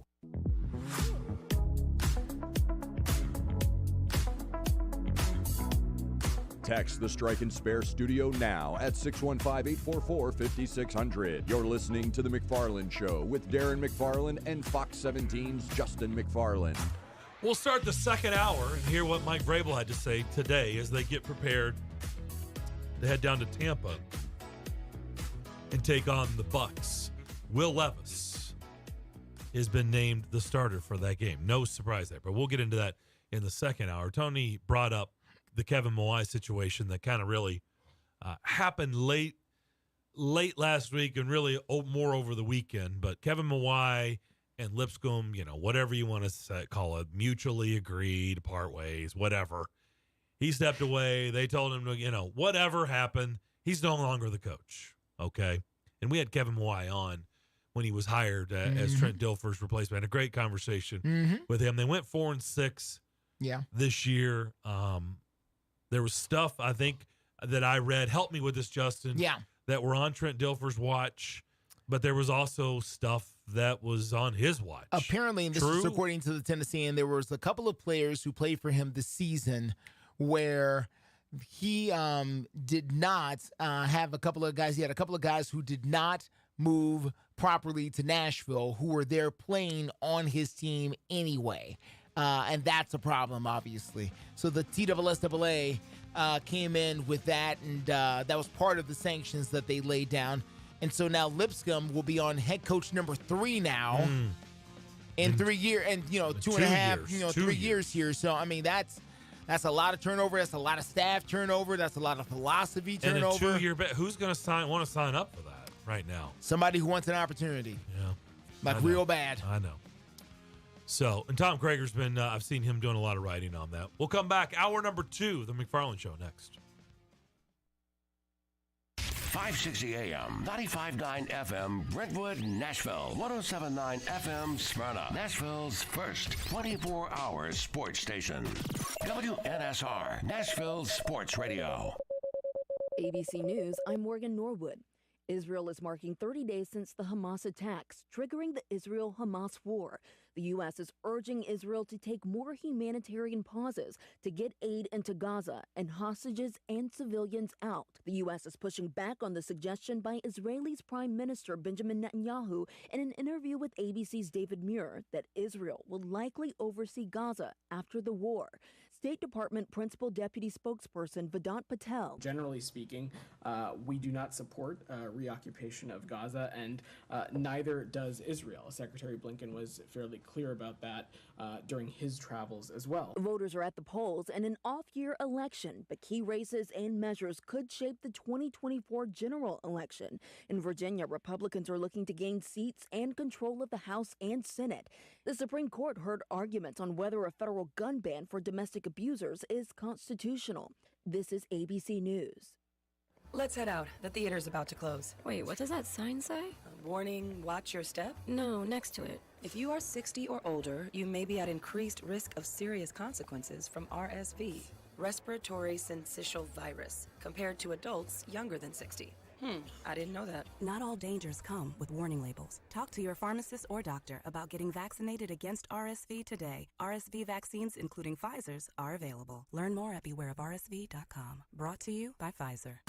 ABC tomorrow. It's country music's biggest night. The CMA Awards, live. With performances by Luke Bryan, Lainey Wilson, Jelly Roll, and K. Michelle. Old Dominion with Megan Maroney. Carly Pierce featuring Chris Stapleton. Tanya Tucker with Little Big Town. And more. The best in country music! Luke Bryan and Peyton Manning host. The CMA Awards live. Tomorrow, 8/7 Central on ABC. And stream next day on Hulu. WNSR, Nashville Sports Radio. When you've experienced the loss of a loved one, you can trust SAG Funeral Home to guide you through the process of honoring their life. At SAG Funeral Home, they pride themselves in serving families in Nashville and surrounding areas with dignity, respect, and compassion. The staff is experienced in a variety of funeral services and can help you celebrate your loved one, no matter your religion, culture, or budget. Family and veteran-owned funeral home and cremations now are handled all in one location. We'll help create a personalized experience to pay tribute to your loved one's unique life. Ask about the pre-planning service as well. SAG Funeral Home, serving Nashville and Middle Tennessee for over 40 years. In your time of need, you need someone you can trust who can provide comfort to your family in a very professional way. SAG Funeral Home, 1503 Buchanan Street. Call today, 615-244-5044. 615-244-5044. SAG Funeral Home, for comfort and care in your time of need. SAG Funeral Home, proud sponsor of TSU football on WNSR. Listen, you can't handle the truth. It's about to go off. Live from the WNSR Strike and Spare Studios. Just a bit outside. Now back to the McFarland Show with Darren McFarland and Fox 17's Justin McFarland. Show me the money! Call or text now. We'd love to hear your thoughts. Call us or send us a text on the WNSR text line. 615-844-5600. 615-844-5600. Call or text. Same number. Oh, righty there. Now, the McFarland Show with Darren and Justin.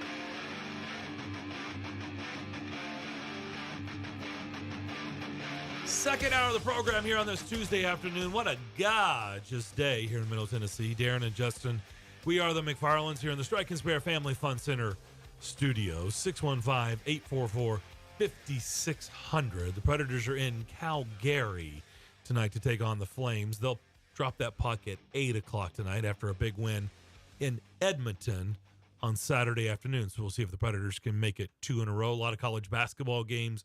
Last night we had Steve Lehman in the first hour. Belmont got a nice little win over Georgia State. At the Curb Event Center last night, you heard TSU and their basketball game. Brian Penny Collins. They beat Fisk last night, which is coached by one Kenny Anderson. Mm-hmm. Right? And Tennessee beat up on Tennessee Tech, which is coached by John Pelfrey. Vanderbilt plays tonight, so they have their first game tonight at Memorial Gym. And I think even Austin P, I think I should ask Tony. I think they even played last night on the basketball side. Alluding to that. And won. So MTSU, the Lady Blue Raiders, they won. They beat up on Memphis last night down in Murfreesboro. Mm-hmm. Lady Vols played tonight, too. They won by 20. And the Lady Vols played tonight? Yeah. I just thought. Did you know that? Yeah. No, thanks. Mix that in. Before we move on real quick, and you mentioned a lot of names there. Mm-hmm. You mentioned the name Kenny Anderson from Fisk University, and I just want to put this out there for anyone who is listening who does not know Kenny Anderson in the NBA. Do yourself a favor. Just go to YouTube, type in Kenny Anderson highlights, and look for a guy in the New Jersey Nets uniform and have yourself a little time.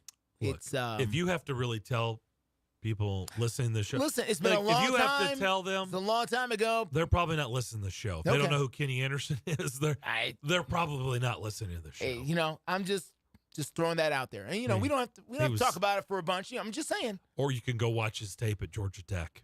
He was kind of good. Listen, it was kind of special for a little bit good. there. Yeah. All right. I actually met him on campus one day. He was just walking around. He's really a good guy. Yeah. Thank you. Added perspective. Damon Keene, everybody. Florida A&M, who's UT's playing tonight too, by the way. Okay. HBCU college. Well done. Mike Vrabel spoke today to the media, and we're going to hear a little bit of what he had to say. We've already told you, a little cat out of the bag. He did name Will Levis the starter against the Bucs on Sunday. I don't think that's really any great surprise, but it is newsworthy because the head coach did say, hey, we're moving forward with Will Levis. Does that mean the Will Levis is going to be started the rest of the season? No. It just means they're moving forward right now with Will Levis. Yeah, and he began the press conference explaining why he thinks it's a good time to move forward to Will Levis. There's clearly something there. We want to be able to continue to work with him and progress and develop and win, and that's how you get better. You only get better by going out there and playing, especially at that position. So this will be a huge test for any quarterback going on the road in Tampa with what they're able to do, how well they're coached schematically, but also the players that they have, the pressure packages, the disguises that they're able to have, and as many turnovers as they've been able to create. In this decision, what was the balance between what gives you the best chance to win Sunday versus what's best for Will's progression as a quarterback? I just think of everything we're doing, we're trying to do in the best interest of the football team, and that's today. And then again, what happens in the future, I can't control. I'm focused on today and the decision, at that position. When you look at the way Will has performed, I mean, the arm talent is obvious, and yes, the mistakes are there, but it does not appear that the moment is too big for him. And how much of it is again, those are things that we'll continue to coach, and he's played 2 games, and again, this is. I think some of those things are accurate, Corey, about just the ability to handle the operation, and which is critical in some of those situations, and as it relates to the disguise and getting in the right call and command and all those things. But you have to, at the end of the day, you got to make plays, you got to deliver the football to the guy that's open and make great decisions. Seen his teammates kind of embrace him in this role these last 2 weeks since he took over? I mean, I think our team is gonna, they're gonna play hard for, anybody that's out there in any position, and so again, we got to protect the quarterback. That doesn't matter who it is. Our ability to stay balanced and run the football, play better defense, take care of the football, start creating some turnovers. And hopefully that'll lead to wins.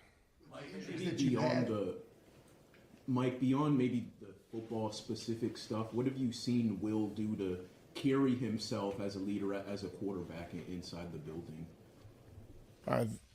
That goes for every position on this football team. Your ability to know what to do your job, to help the guys that are out there with you or next to you, whether that's an offensive lineman. That's how, again, there's no restrictions on leadership. We've said that from day one. If a young guy can come in there at any position and show that they, know what to do, and communicate and play hard and help the team, then that's a great sign of leadership. In terms of trying to protect Will, what does the offensive line situation look like in light of Nick's injury? The same thing it was 5 minutes ago, Terry, when I said that it'll be a work in progress throughout the week. So that hasn't changed since I made that statement.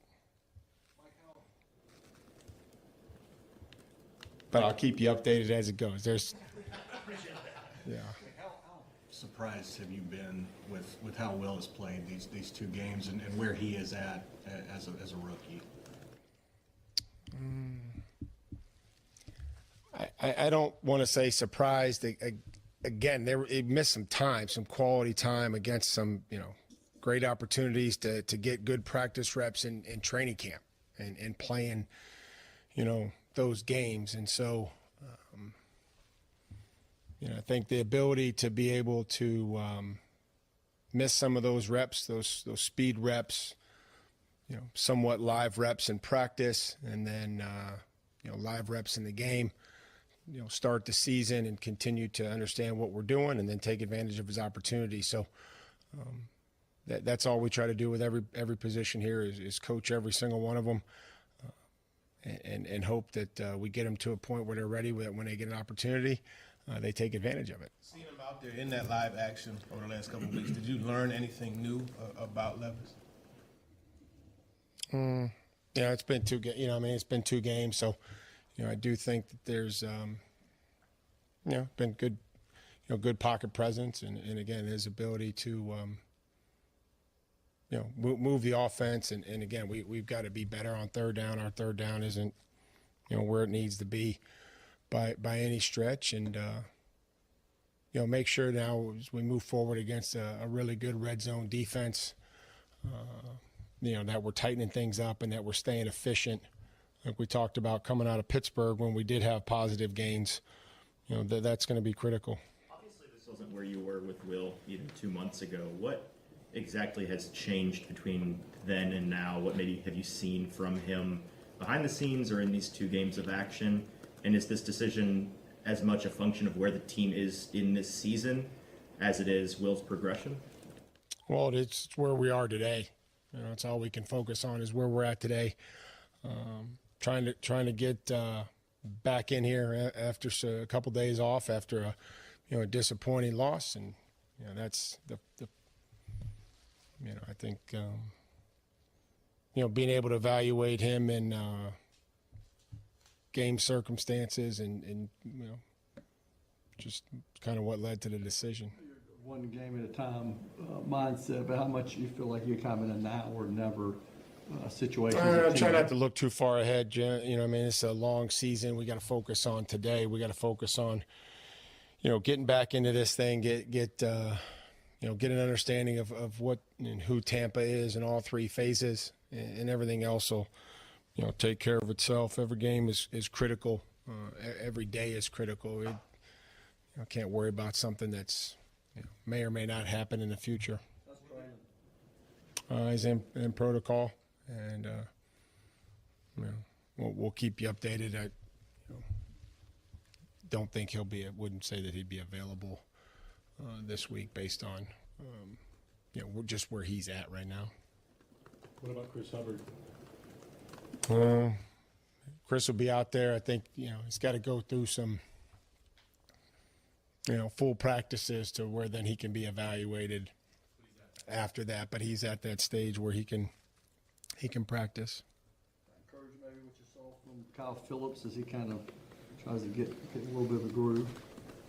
Yeah, he was huge there at the end of the first half and ran some nice routes and was able to get out of bounds and be available and not get be able to get out into the route. So it was good. It was really good. Mike, did you feel like it was important to have some clarity at the quarterback position, to go ahead and tell the team to where this wasn't something that lingered? I felt, again, I make decisions, Gentry. I don't know if they're always the right ones, but I try to be decisive in the decisions that we make. But I also try to, be as honest as always with the team, and just wanted to just let them know so that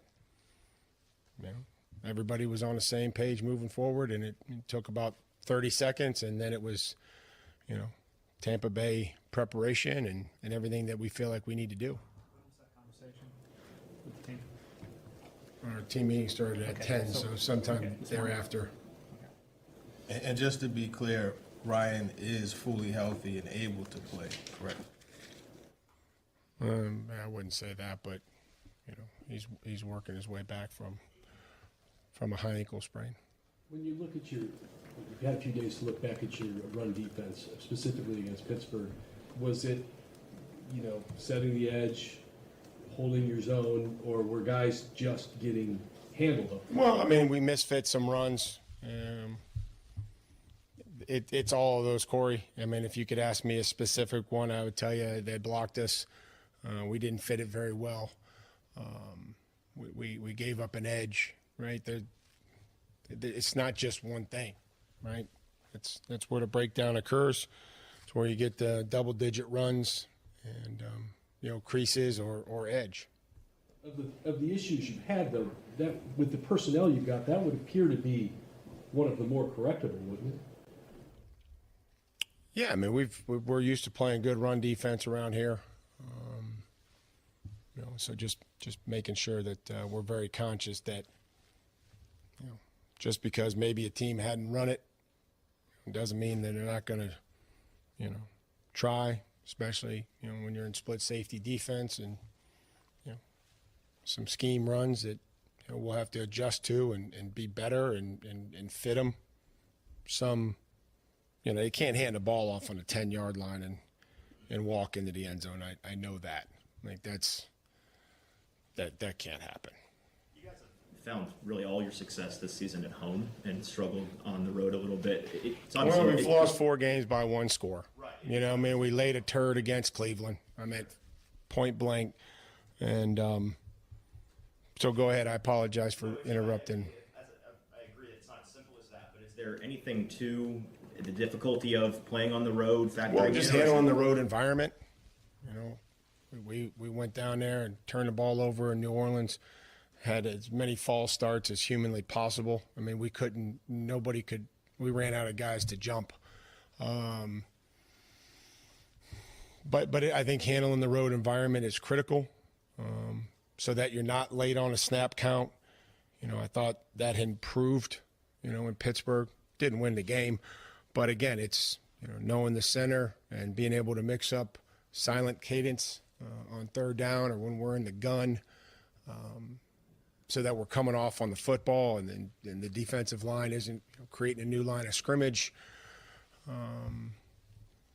Receivers running off the football, getting open quicker. So there's some things that you have to do on the road, and then take care of the ball and turn it over. So again, we've been close, and that's not anywhere near good enough, but just been competitive at times. There you go. There's Mike Vrabel today talking to the media. He did not like, obviously, his trip to Cleveland. He did not have kind things to say about. Did not enjoy that. Their play. Did not enjoy that in trip. Cleveland. No. The Titans have made some moves. I'm not going to tell you who they've signed the practice squad because you don't know these names.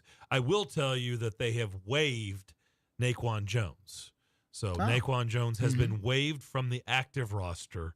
And remember when they signed Dane Cruikshank to the practice squad? Yes. Well, they have released him today as well. So those are names you would recognize. Yeah. The 2 guys that they've signed to the practice squad, you don't know who they are. So there's no point in me even saying it. So fair enough. But yeah, Naquan Jones waived from the active roster. Dane Cruikshank released from the practice squad. We're wide open the rest of the hour if you want to get involved in the show. Our number is 615-844-5600. A lot more to discuss here on the McFarland Show. Trusted for creative design and committed to both the function and aesthetics of your smile, Jody Jones Dentistry for 26 years has provided a wide range of general and cosmetic dentistry services along Nashville's Music Row and coming soon to Hermitage and Murfreesboro. The Nashville leader for cosmetic dentistry provides a unique luxury environment for patients who want his famous Hollywood smile. Just ask the country music stars, actors, athlete. Yeah, he was 8 years the dentist for the Predators to display his celebrity smile. To learn more, visit jodyjonesdds.com or call 615-259-5100.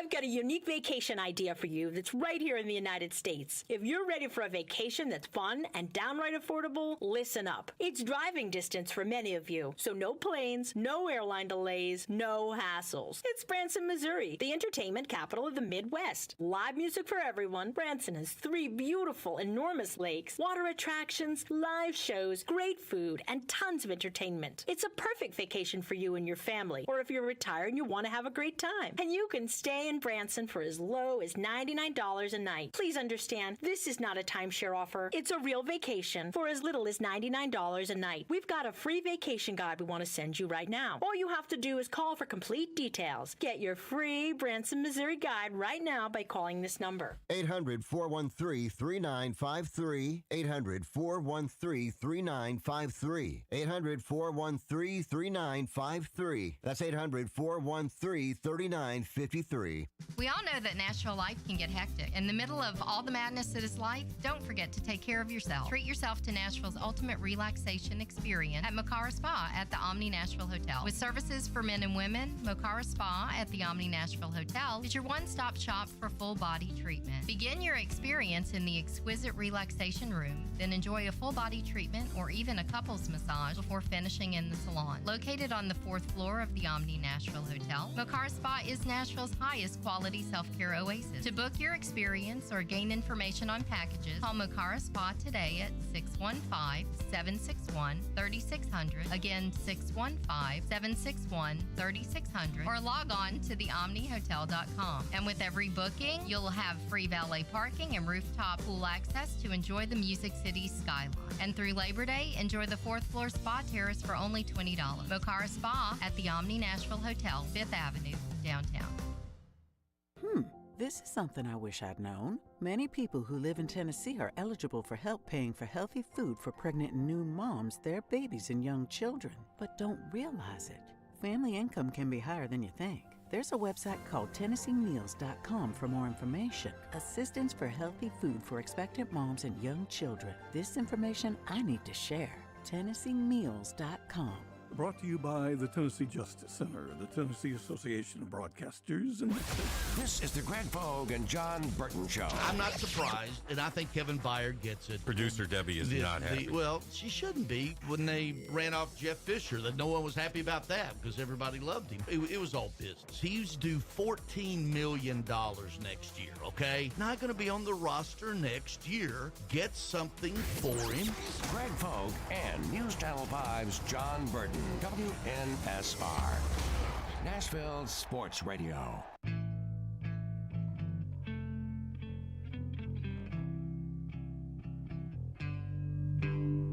Welcome back to the Strike and Spare Studios. You're listening to The McFarland Show with Darren McFarland and Fox 17's Justin McFarland. Second installment of the College Football Playoff Committee and their rankings comes out tonight. Not sure much is going to change, Justin, because nobody at the top lost.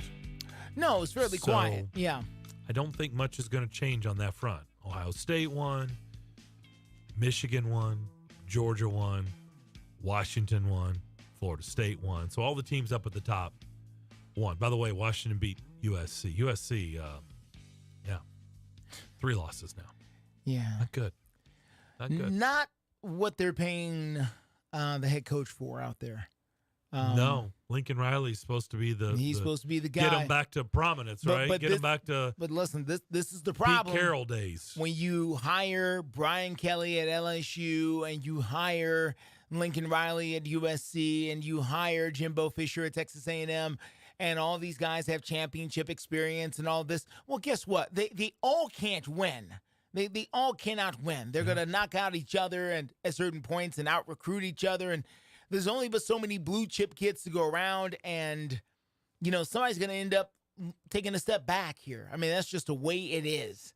This year it seems to be Dabo down at Clemson. And USC is suffering with 3 losses here. So everybody can't be good. It's just, the way, even though it seems like, they're supposed to be better. Everybody can't be good. Not everybody, not at the same time. That's not the way this works. So, that somebody's going to pay a lot of money and get 3 to 4 losses and then wonder why and then fire and have a reckoning and, this guy stinks, this overrated. And, everybody can't win at the same time. Yeah, it's pretty interesting. By the way, Jimbo Fisher and Texas A&M went to Ole Miss and lost. By the way, Lane Kiffin quietly, kind of under the radar, 8-1 Rebels, 8-1. By the way, they're going to Georgia, though, this weekend. Look, Lane Kiffin can especially offensive football, he understands what to do. Now, there's some personal issues there that maybe people don't like. He takes some stances. He says some things. He speaks his mind. But the football of Lane Kiffin is, I don't know if that's ever been in question. Well, defense, offensively, yes. Defense has been questioned. If you can find the right fit for him and the right defensive coordinator, maybe, and the right scheme or whatever, I mean, he can do what he needs to do now. So let's talk a little bit about I brought this up with Steve Lehman. So some things circulating up in Foxborough / the Boston area, okay, about Bill Belichick and his successor. And, none of this should get anybody, surprised. But again, when it's in writing, right, and it's more than just maybe a talk show up there, WEEI, right, throwing it out there. There you go. This is in writing, and somebody's saying this. Ben Volen, who's been doing this for a long time, right? So it does change the narrative a little bit, right? It changes the script a little bit. Yes. But nobody should be surprised by this. No.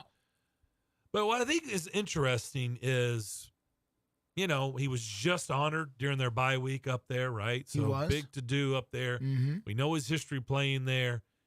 We know what Mike Vrabel means to that fan base and that organization. So again, sure. I mean, who else would you have? Josh McDaniels? No. Matt Patricia? No. Yeah. Eric, what was his name? The Jets. Eric Mangini. Mangini, gosh. Mangini. You know what I had in my head? Which, by the way, he played for the Jets too. Yeah. Yeah. Damon is watching perk up. Eric Ainge. Eric Ainge. He's like, oh, there you go. Did somebody bring up UT? Former Tennessee Volunteer. Did I just hear UT? He is not coaching material. No, he is Eric not. Ainge. He does a radio show in Knoxville. Yeah, that's it. On the Sports Animal. Stay in your lane. Eric Mangini? No. No. I can keep playing this game, right? Like, the answer's no. Yeah. It's not any of his former assistants. No. But Mike Vrabel, in year 6 as the Titans head coach, and the success that he's had, not here of late. We know they've lost 12 of their last 15, dating back to last season, but no one should be surprised by that. But the question is, one, do you think it's realistic? Do you think that this actually is something that maybe, Rand Carthon and Amy Adams Strunk have to field that call? And two, are you a little bit surprised, again, the reaction I've seen here from a lot of Titans fans of, yeah, whatever. Who gives it? John Gruden was traded, right? There have been coaches people have traded for coaches.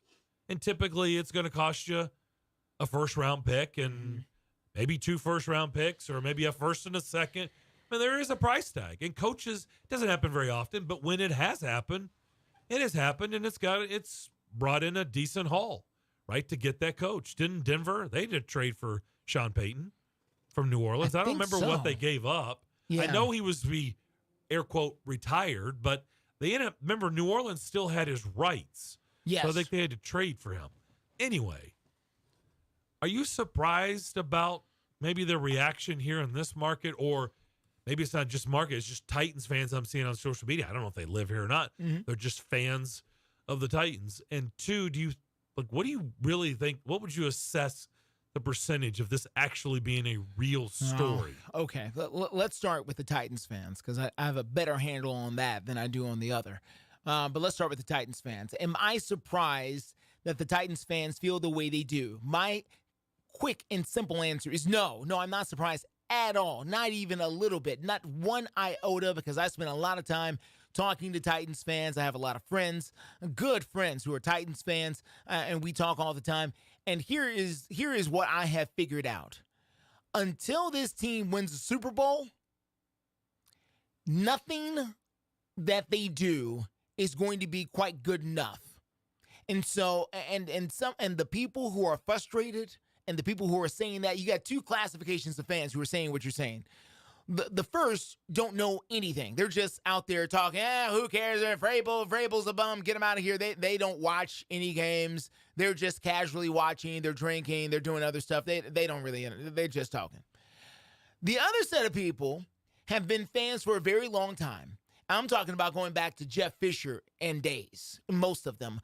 They've been fans for a very long time. They've been watching for a very long time. They've seen the ups and downs. They have seen Steve McNair and Eddie George. They've seen CJ2K.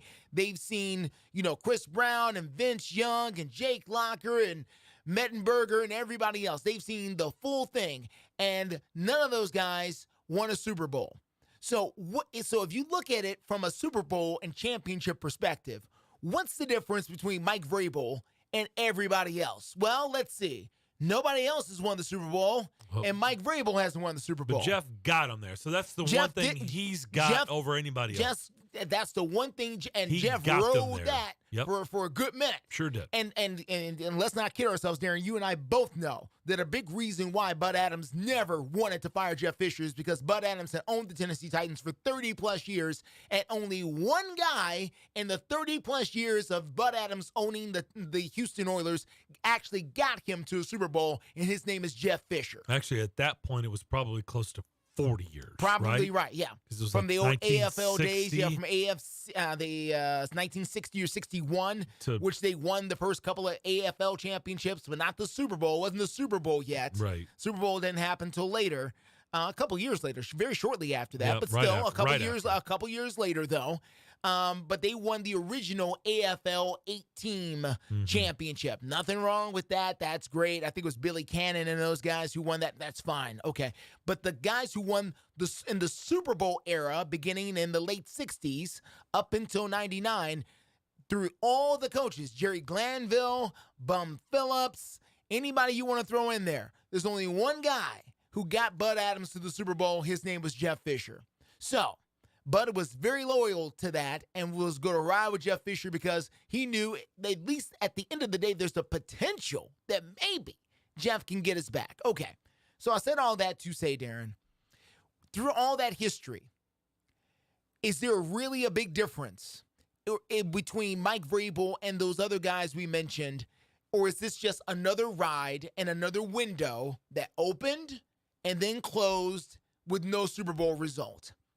So if you believe that, if you believe the window is closed and you believe that Mike Vrabel is not going to get another window, then why wouldn't you think, it's just time to move on? Because You're saying the best days here are behind him? I don't know that. Is I'm that just the, saying no, is that the window you're talking about? Yes, I'm saying that the perspective of the Titans fan The who's ready to move proverbial on. window has already the best. Yeah, well, it's closed. It's the wave. It's the players. Remember, it was Steve and Eddie and Javon Curse and Frank Wycheck and the group, that core group of guys with Jeff Fisher. We kept waiting for the next group to come along. Yeah. It never did. Never happened.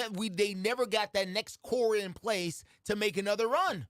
Never happened. The group that made that Super Bowl run or made those playoff runs, they went four playoff appearances in 5 years and 2 AFC championship games. They won one of them. That was their window. That was the window. And then it closed. Then after that window in 2002, 3, whenever it was, we kept waiting. The Vince Young, Kerry Collins thing happened under Jeff. That lasted, a year? Well, it was the 08 season. They got off to 10-0 start, finished 13-3, one and done in the playoffs. Vince Young made the playoffs 1 year as a wild card. They lost to the Chargers. They lost to San Diego in the opening round. Yep. Is that a window? I think it was like 2 years.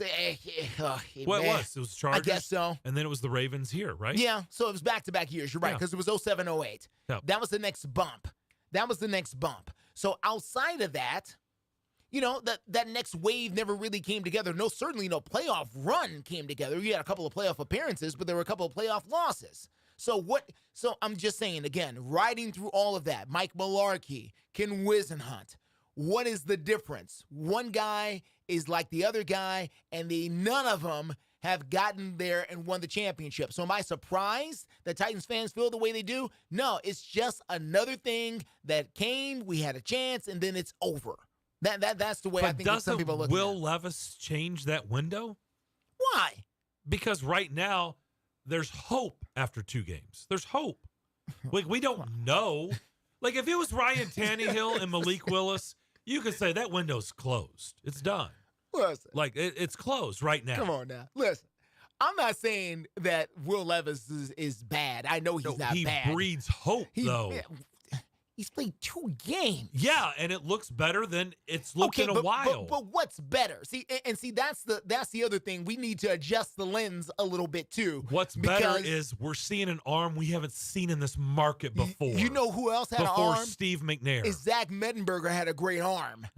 He had a very strong arm. But this happened before. This has happened before where we have bitten the fool's gold, and it's because it's thirsty. I think it's unfair to compare Will Levis to Zach Mettenberger. All I'm saying is this. After watching a few years of Jake Locker and some of the other people that we saw, then when a big, tall, strong-armed quarterback stood in the pocket, we went, oh, I remember what that looks like. This is good. Let's roll with this. Man, this could be all right. I get it. We all may be thirsty. Yeah. Right? Yes.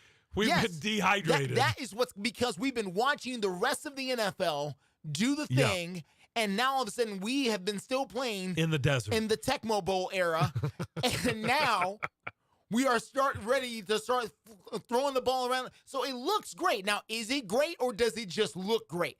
There is no way we can fully determine what this is. I didn't say 2 that. games I in. said, doesn't that breed hope? Like you're not thinking of the window shutting. If you're breeding hope, you're thinking of, oh, maybe the window's going to be open.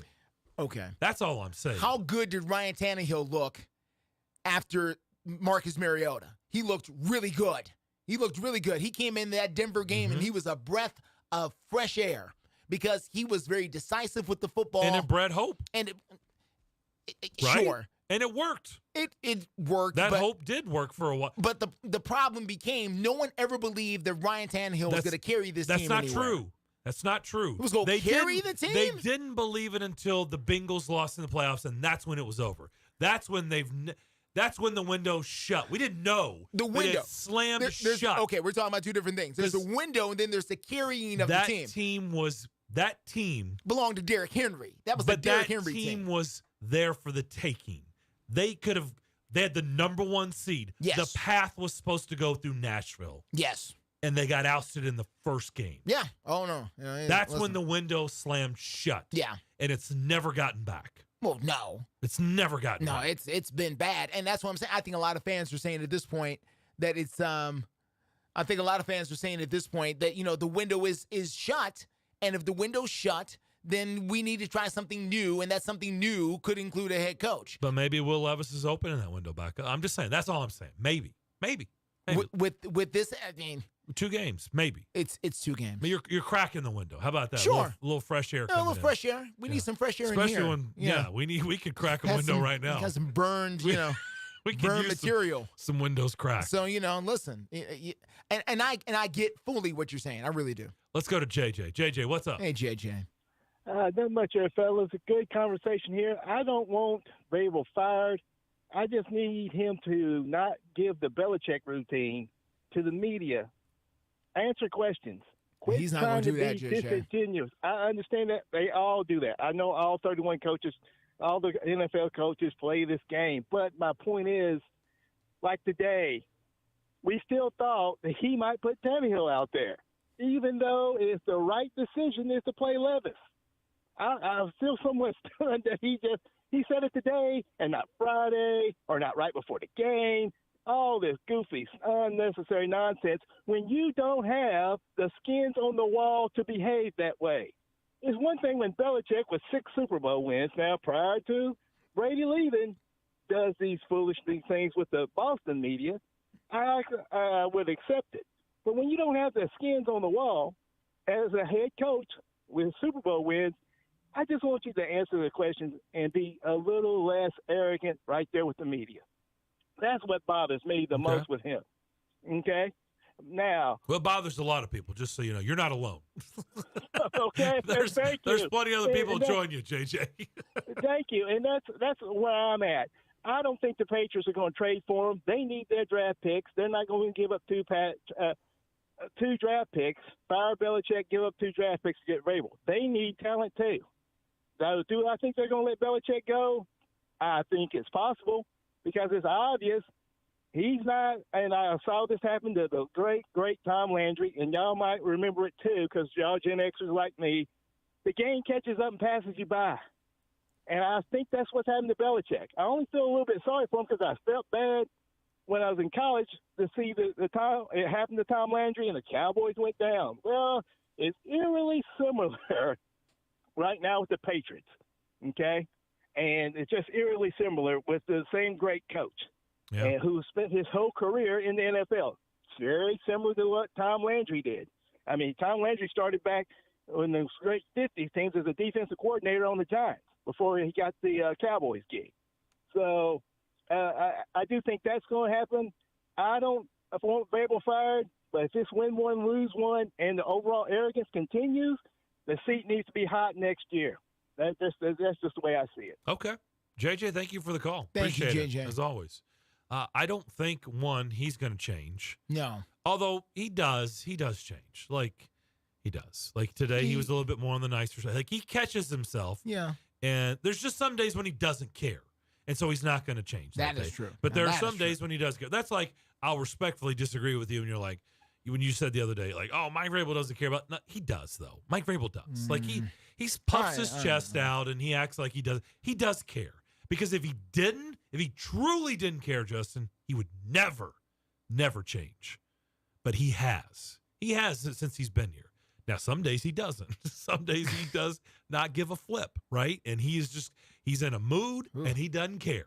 Okay. But then there's other days when he's like, catches himself and he's like, hey, be nice, Mike, be nice. And then he's like, I'm sorry to butt in. I'm sorry I didn't, please continue, right? That's not him, right? But he catches himself and he's trying to be nicer. But because if he didn't care, he wouldn't do that stuff. Yeah. If he truly didn't care. Also, former NFL linebacker of 13 seasons standing up there as well. And I think people forget the mode and attitude it takes to kind of be that guy. And not to say you have to be mean and nasty, but I'm just saying there's a certain mentality that lives within him. That's all. No doubt. All right, we'll take a break. We'll come back. More of the McFarland Show next. It's just a few cocktails at happy hour. There aren't any cops around. After every game, we always have a few. It's no big deal. It was just a few drinks. I'm good. Hey, I can hold my liquor. I drink and drive all the time.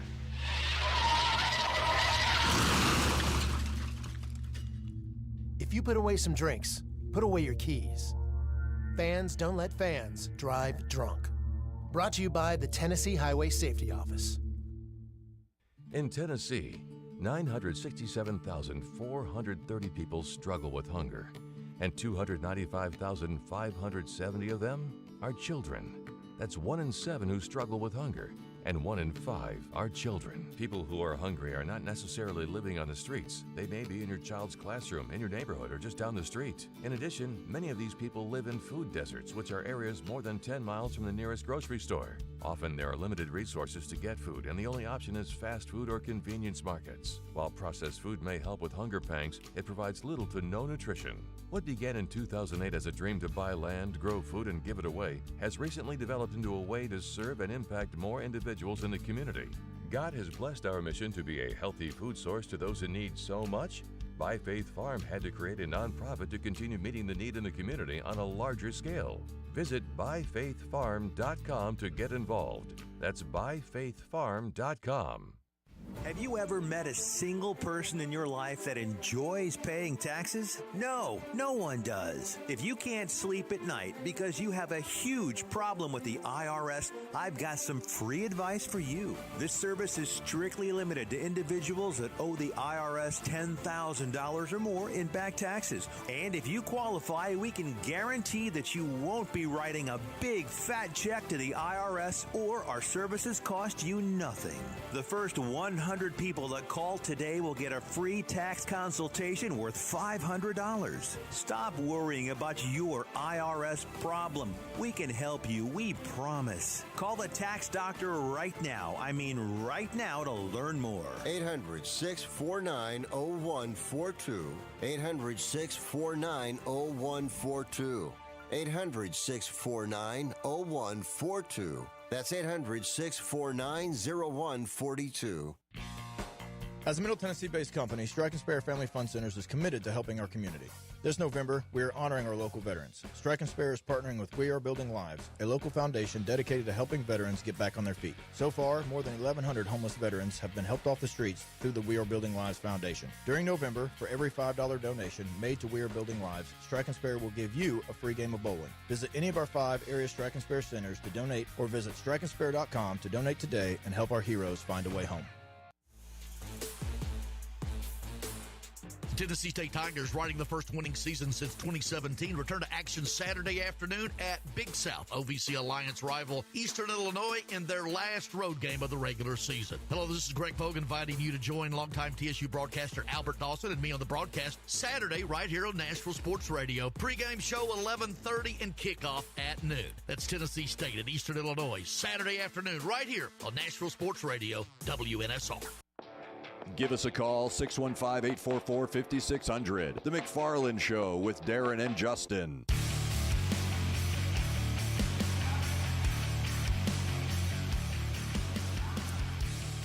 Nashville SC hosting their first playoff game. How about that? Here at Geodis Park against Orlando City. It's do or die. It is. They got to get it done. They have to win tonight to keep this series alive. They lost game 1 down in Orlando. Remember, they've had some nice runs here in the MLS, but it's all been on the road. Mm-hmm. Last year, what was their first ever playoff win was up in Toronto, right? I believe you're correct. Yes. I remember they went to Philadelphia. Yeah. They've had to do it from the road, and this will be their first home playoff game. So I think the game is on ESPN, I believe. Is it? Isn't it? No, I guess we're on not. Apple's. That's right. You're right. Apple. You're right. I thought unless that doesn't go to the playoffs as well. I think you're right. I think I saw it on the crawler and I'm like, oh yeah, it's on ESPN. No, it's not. I think that's incorrect. I'll check it out to make it official here, but but along those lines, by the way, just for everybody out there, Thomas Rongen will join us tomorrow on the program. There is a Disney film that's coming out next Friday. Next Goal Wins, and it is on Apple TV. Okay, yeah. I get it. Once you said it, I'm like, yeah, that was so dumb. It's on Apple TV. Of course, they're not switching over to ESPN now. I wouldn't think they would pay all that money just for the regular season. That's called a brain. Yeah. That's what that's called. That's okay. A brain. Happens. But he's going to join us tomorrow. He was a former player. Okay. Been a coach in the MLS, and this movie is about him. So he's going to, and he is currently the voice of Inter Miami. You know, the one that Lionel Messi plays for? Yes. And they've got a real famous owner. What's his name? Like Beckham or something? Yeah, something like that. Some guy Beckham. More famous outside the United States. I went to school with a Bo Beckham. I don't think it's him. I don't think it's him. I don't think it's him. I don't think it's him. Yeah, he was from Louisville, so I don't think it's him. No, this one's not from Louisville. I promise you that. Unless there's a Louisville, Manchester, England I'm not aware of. But no, not at all. So he's going to join us tomorrow at 2:15. So keep that in mind. Also, we'll have our NFL Top 10. So we're getting excited for that. Yes, we will. So back to our topic. All right. I don't know where this is going. I'm just simply saying I think Will Levis does breed hope. And I think he had to do this. Look, there's no way, as stubborn as Mike Vrabel can be, and, you say he doesn't care. I say he does. I know there's days where he doesn't care. There's no way, if he stood up there today. There are days where he doesn't care. And told the world that Ryan Tannehill is going to be the starter in Tampa, I'm just telling you, we'd have to cancel everything the rest of the week. Because the phones would have blown up the rest of the week like the microwave did with your popcorn today. Yeah. Like they would just have blown up the rest of the week. People would be on fire. They would be going crazy. I'm just telling you, everybody would have gone nuts. Yeah. If Mike Vrabel would have stood up there today and was like, Ryan Tannehill's back and he's starting in Tampa, people would have lost their minds. They just would have. Yeah. And I would understand why. I really would. Because it's like, why? Honestly, why? Like, how does he give you the best? Because here's the deal. He was going to have to make an argument that he wasn't prepared to make. Exactly. And that's what I'm getting at, Justin. I'm not here to pile on Ryan Tannehill, okay? Yeah. I'm not, because he has served a lot of good in his time here. And I'm not saying it's over. He may end up being this. Will Levis could get hurt. Absolutely. Will Levis could go out there and look like a rookie in one of these games and throw 4 picks. And they'd be like, all right, let's give Will a little bit of a break here. You know, I mean, this rookie season. Okay, let's go back to Ryan Tannehill. I'm not saying that Will Levis is going to ride this thing out to the very end this season. But here's the deal. Ryan Tannehill knew. Okay, he is known. He gets paid well.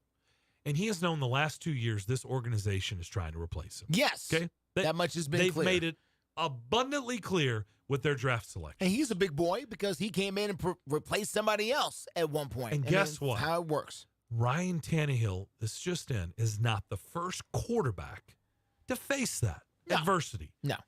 In the league's history, where the league or the organization is trying to replace you. There have been a long, long list of quarterbacks that have dealt with the same adversity Ryan Tannehill has been facing the last 2 years. Yes. But here's the deal.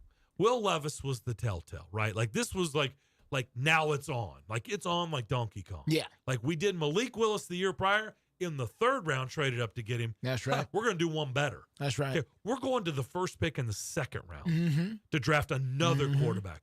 So it's on. Okay, Ryan Tannehill knows. Like, this is it. Yeah. Now, he had the opportunity to go out there and do what Alex Smith did. Yeah. Whenever they drafted Patrick Mahomes in Kansas City. Alex Smith said, oh yeah? Well, remember that at one point, I was the number 1 pick in the draft. Yeah. Back in the day. Yeah. I'm going to go out there and have a career year. Yeah. And he did. Yeah. Made it tough. Didn't change anything. No. Okay? Because the next year. Made it more difficult, I think, to a certain degree. But it got him the job in Washington. Yeah. That's the thing. It got him his next job. It did. Ryan Tannehill could have come out here this season with his hair on fire. Yeah. Right? And say, oh, yeah? Yeah. How about that? Take this. Take this, Tennessee. What do you think about it? He could have done it to Kirk Cousins. You like this? You like that? He could have done that. He could have done that. But he has spent most of the season hurt. And quite honestly, when he wasn't hurt, it didn't look great. It didn't look good at all. It's 2 touchdowns and 6 interceptions. So how do you feel? How do you feel? Like you had your chance, man, to go out there and literally say, "Oh yeah, well, fine. You're going to push me out the door. I'm going to go out with my hair on fire. I'm going to have a career year, and I'll set myself up for my next landing spot." Yeah. But he didn't do that. I think one of the reasons he's got the 6 picks is because he's been trying to do that. I think he's been a little bit more aggressive, trying to show what he can still do in some cases, and it hasn't worked out.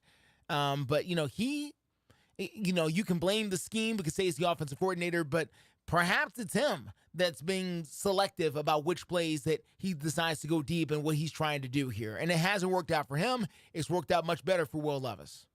All right, we'll take our final break, come back, and wrap up the Tuesday edition of the McFarland Show. We'll do that next.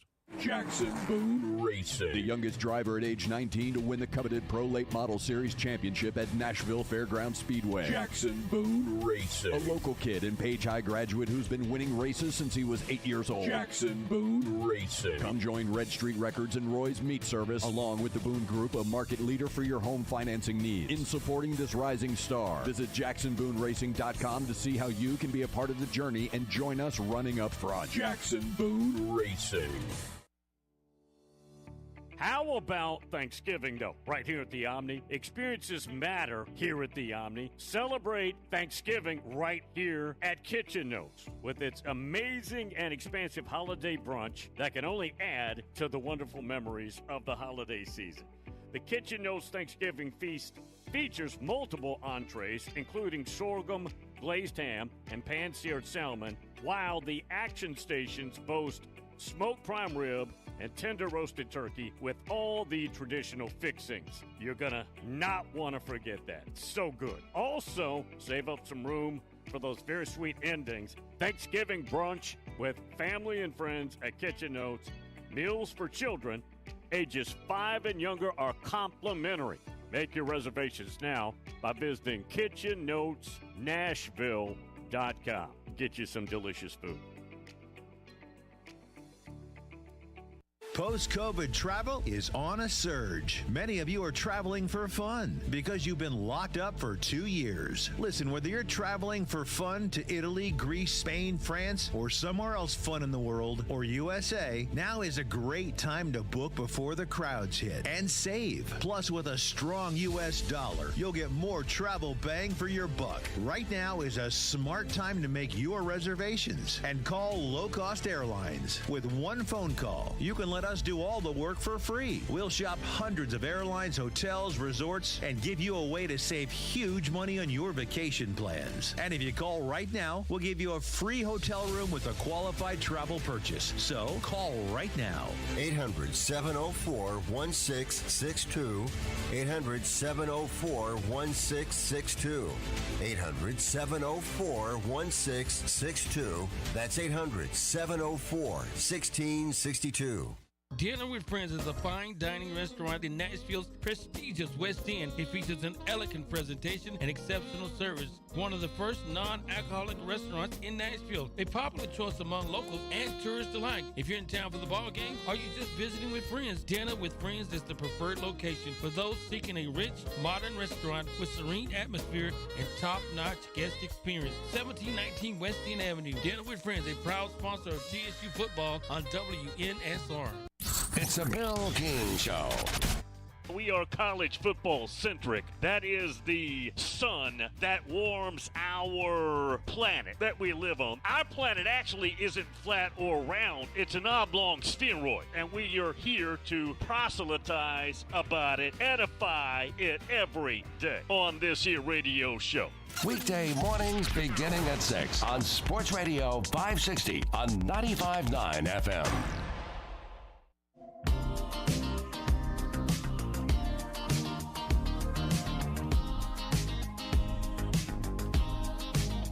Text the Strike and Spare studio now at 615-844-5600. You're listening to The McFarland Show with Darren McFarland and Fox 17's Justin McFarland.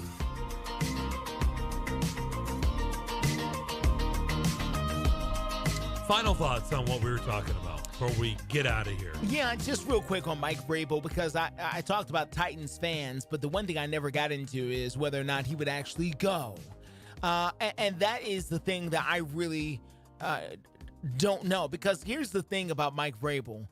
I don't know how badly he wants to be the head coach of the Patriots. I think his respect for Bill Belichick would come into play in a certain way that he wouldn't want to, and I don't know. And maybe he would. Maybe he wouldn't care. I'm not sure. But the question is, would Mike Vrabel want to replace a guy who he clearly has a lot of respect for after the guy was done before he was ready to be done? So if the Patriots fire him just to bring him in, does Mike Vrabel really want that? Does he want to be that guy forever? The guy who had to, the guy that one of his mentors and football heroes was fired for in order to bring in? I don't know if he wants it that way.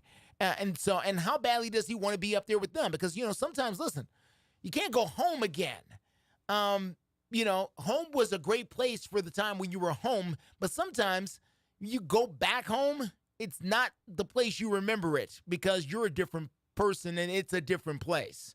So how badly does he want to be up there with them in those circumstances? That is the hard part, and I don't know what his dream job or aspirations is. The only indication that Mike Vrabel has given about what his dream aspirations are is to win and win a Super Bowl as a coach. That's all he's ever talked about.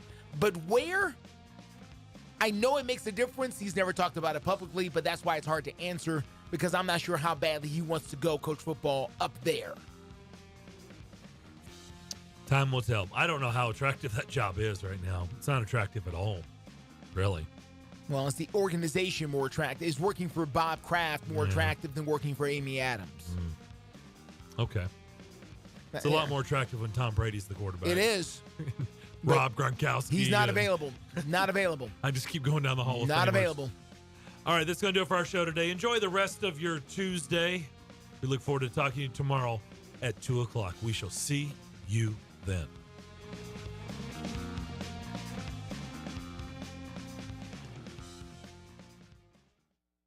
On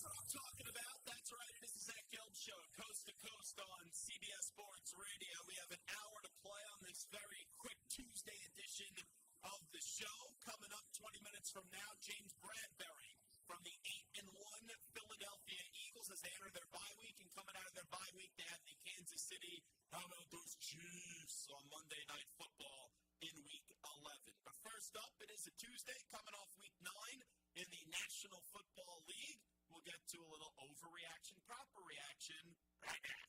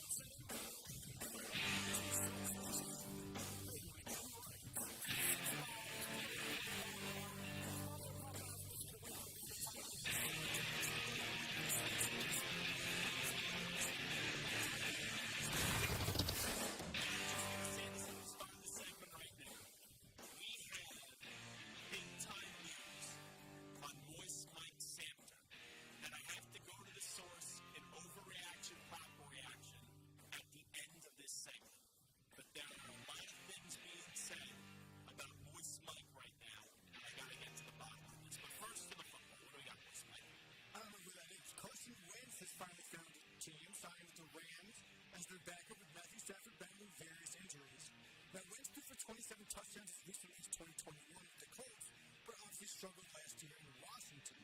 So overreaction, proper reaction, Carson Wentz can still be a serviceable starting quarterback in the NFL. Are you just trying to get me to sound off today, Danielle? I'm going to be very calm. Breathe in. Breathe out. Breathe in. Breathe out. Carson will not control me. That's what my therapist told me. Because I yelled too much about Carson Wentz. Serviceable quarterback. You are sitting in Carson's corner, basically. No, that doesn't exist. We take that out of this. Carson's corner. The last time this guy was a serviceable quarterback was when he played like an MVP. And that was all the way back in 2017. Now, you can make a case in like 2019 he was good the final 3 games of the season. 2021 he was good except for the last couple. Oh, stop. With the Colts. 27 touchdowns. They were a playoff team except for that last game. What Carson Wentz was to the Colts that year is what James Franklin is to Penn State football. Where even though the stats and the numbers look good, in reality, everyone knew he wasn't the guy. He played terribly up against Tennessee, had that awful interception against the Rams, and also in the final game of the season against the lowly pathetic at the time Jacksonville Jaguars, where their fans were dressing up as clowns, he lost the game. So serviceable in the NFL? Yeah, no chance. His NFL career as a legitimate starting quarterback in this league is shot, it's done, it's over with. So you ask me, Carson Wentz can still be a serviceable starting NFL QB? That is an overreaction. Well, through 9 weeks, the NFL rushing leader is Christian McCaffrey with just 652 yards. He's on pace to lead the NFL in rushing with just over 1,300 yards. Since 1973, the NFL's leading rusher had under 1,400 yards just 3 times. So it feels like it's a very down year for the running back position. So overreaction, proper reaction. Running back is the least important position in football right now, and I'm not including the punter. What about fullback? Let's kick out fullback also. Fullback and punter don't count. Okay, then I would say that this is a proper reaction because I'm not saying the run game isn't important. To win football games, you need a run game. But the individuality of the running back position for the last decade is not important. Where you look at teams that win Super Bowls, whether it's the Chiefs or the Patriots or the Eagles or even the Denver Broncos, whoever those teams are that have won Super Bowls, we've not had a bell cow back win a Super Bowl in a long time. Those teams go by running back by committee. So needing a Derrick Henry, needing a Christian McCaffrey, needing an Ezekiel Elliott when he was rolling, an Adrian Peterson, you want those guys because those guys are really good. But then when you have to pay them, it takes away from other resources. And you see the teams that win, they win with like 2-3 running backs and just continue to turn through them throughout the course of the season. All right, now C.J. Stroud is lighting up for the Texans, sitting 7th in passing yards during the game, throwing 14 touchdowns and just 1 pick. Yesterday, running back Darren told you that there's a comparison between him and Tom Brady. You see all these similarities being around Brady when you start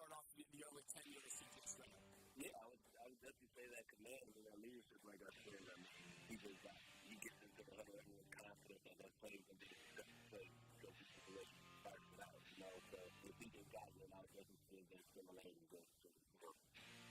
Pretty early to make that comparison, but hey, that's not me. He's just answering the question. Well, maybe it's the question that's a little bit crazy. I think it's a good question. I'm not saying that you have to compare Brady to Stroud in terms of Stroud's going to be Brady, but he's been around Brady, he's been around Stroud. Are there any similarities? I think it's a very fair question. So overreaction, proper reaction. C.J. Stroud is already a top 10 NFL quarterback. So the guys playing right now, when you go division by division, absolutely top 10 quarterbacks. Josh Allen, Patrick Mahomes, Justin Herbert, Lamar Jackson, Joe Burrow, Trevor Lawrence. That's the AFC, that's 6. In the NFC, Jalen Hurts is 7. Then there's no one in the NFC West. NFC North, I can't lock anybody up right there. Now, Kirk Cousins out here, so he doesn't count. And there's no one in the NFC South. So you have 7 quarterbacks right there, and you get to pick 3. You can make a case for Jared Goff. You can make a case for Tua Tagovailoa. You can make a case for Dak Prescott. Going to the AFC, I think we covered everybody. C.J. Stroud, yeah. You know what? You know why I give C.J. Stroud the edge here? It's because you look at the situation and the roster. It's not ideal. And I get it, they're not playing in the greatest division in the world. But look how he uplifted a franchise this quickly. And this is when you're going to have ups and downs in a young career. It's wild to say it through 9 weeks of the season, but I do believe that you can't tell me that there are 10 other quarterbacks right now that you definitely want to have over C.J. Stroud. Also, when you look at ceiling factored into it, because let's say a guy like Jared Goff is having a very good season. I do think Jared Goff has limitations. Jared Goff's just a very good quarterback, not a great quarterback. C.J. Stroud's already impressed so much through the first 9 games. You can't tell me that his ceiling long-term isn't going to be a great quarterback in this league. We'll see if he gets there, but you do have a feeling that this guy can be a great quarterback in the league. So I'd say that's a proper reaction right now that C.J. Stroud is your top 10 quarterback. And we discussed this a little bit yesterday. The Chiefs' defense is dominating as they sit 4th in the NFL in yards allowed and 2nd in points, giving up just 16 points a game. Patrick Mahomes, on the other hand, is having a subpar year, just 17 touchdowns in 9 games, and is on pace to shatter his career-high interceptions. So overreaction, proper reaction, the Chiefs' window for titles is actually slowly starting to close. That is an overreaction, and it's because if you had 15, you were always in it. And I'm not going to say it doesn't matter who you put around him, but he is the great eraser. And everyone did the same song and dance last year. Oh, the Chiefs are vulnerable. Oh, the Chiefs can get got. And the Chiefs won the Super Bowl last year, and the same thing's happening this year. And if the Chiefs aren't in the AFC title game bare minimum, I think we would all be surprised. So the Chiefs' window for titles is slowly starting to close, you ask me. That is an overreaction. Right now, all 4 teams in the AFC North are over 500, with the Ravens leading the way at 7-2, and everyone else at 5-3. Now, the Steelers have some easy games coming up. They got the Packers, Cardinals, and Pats over the next 5 weeks. And the Browns get Denver, the Rams, and the Bears in their next 6-game stretch. So overreaction, proper reaction. 3 teams from the AFC North will make the playoffs. Great question. So Dolphins, I think, win the AFC East. AFC North, I think it will be the Ravens. In the South, it's the Jaguars. In the West, it's the Chiefs. So that's the 4 division winners right there. Bengals still win the division, but bare minimum, they're a wild card team. I think the Dolphins get in as well. The Bills, excuse me. Because I said the Dolphins in the division. So that's 6 right there. Where else am I going to go? Nowhere in the South. I'm not trusting the Chargers in the AFC West. I'm not trusting the Jets, obviously. Yeah, it's between the Steelers and the Browns. Here we go, Brownies. Here we go. So, yeah, I go 3 teams from the AFC North will make the playoffs. That is a proper reaction. Toughest division in football right now. Crazy. Now, just when the Seahawks look at the real deal, they get smoked in Baltimore by 34. Geno Smith has just 4 touchdowns and 6 picks over his last 4 games, as Seattle fell to 5-3. So overreaction, proper reaction, the Seahawks should start looking for Geno's replacement this offseason.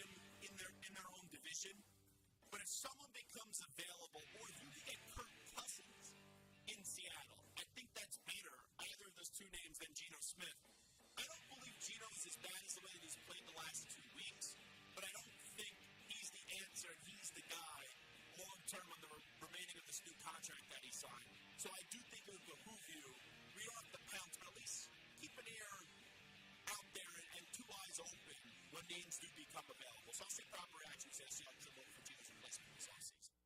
Now, we were talking about the playoff teams, and you mentioned the Bills and the Dolphins. The Dolphins fell in Germany on Sunday, and here's a crazy stat. They've now gone 407 days since beating a team over 500, a span of 7 games dating back to week 3 of last year.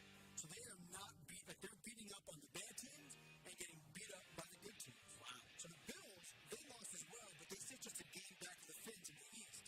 And that was obviously a much closer match against the Bengals. So overreaction, proper reaction, the Bills are still a better, more dangerous team than the Dolphins. I'm going to go overreaction there, and 2 reasons. The Dolphins' offense is right now better than the Buffalo Bills. The Bills basically keep on asking Josh Allen to do everything, and that's when eventually a hole will be in Superman's cape and it will get ripped off of him and it won't be able to fly, as great as Josh Allen is. But the problem with the Bills is they used to have this really special defense. That defense has regressed. Von Miller hopefully gets back up to speed. He's clearly not 100% coming off that injury last year. But they've now lost Tre'Davious White and trade for Rasul Douglas at the trade deadline, which is a good move. And Matt Milano, those 2 pieces were enormous for them. There's just nothing about the Bills that I feel great about. I think the Bills are just a good team. I think the Dolphins are just a good team. But the firepower and the consistency of the Tyreek Hill and the Jalen Waddle, I know is going to, for the most part, show up almost every week when you're trying to see who's better between the 2 teams when they're both very good. So I trust the Dolphins more than the Bills. And also what I like, Miami last year displayed that they could play Buffalo. They played 3 times and they lost twice. One was to Skylar Thompson. The other one was a very close loss. But this year they got blown out by the Bills. I think that matchup when they go to Miami and the next time around will be different. The Dolphins will win. So I will take the Dolphins over the Bills this year. So you ask me, the Bills are still a better and more dangerous team than the Dolphins. I will go overreaction. Now, to the overreaction, proper reaction that everybody is waiting. On Twitter, a very reliable Twitter account, Pat Boyle's dad just tweeted. Now, I don't think this is actually Pat Boyle's real father, but the Twitter account is Pat Boyle's father and Pat Boyle's dad. He sent me his ballot because today is election day. Erie General Elections 2023. District Attorney is up for grabs. It's a 4-year term. It says vote for 1. Pat Boyle's dad wrote in Moist Mike Samter. So I don't know if you're going to get any more votes, but you did get 1 vote. If you win, are you resigning from the Zach Gelb Show on CBS Sports Radio? I'm going to be the district attorney for 4 years for the Erie General election in Erie County.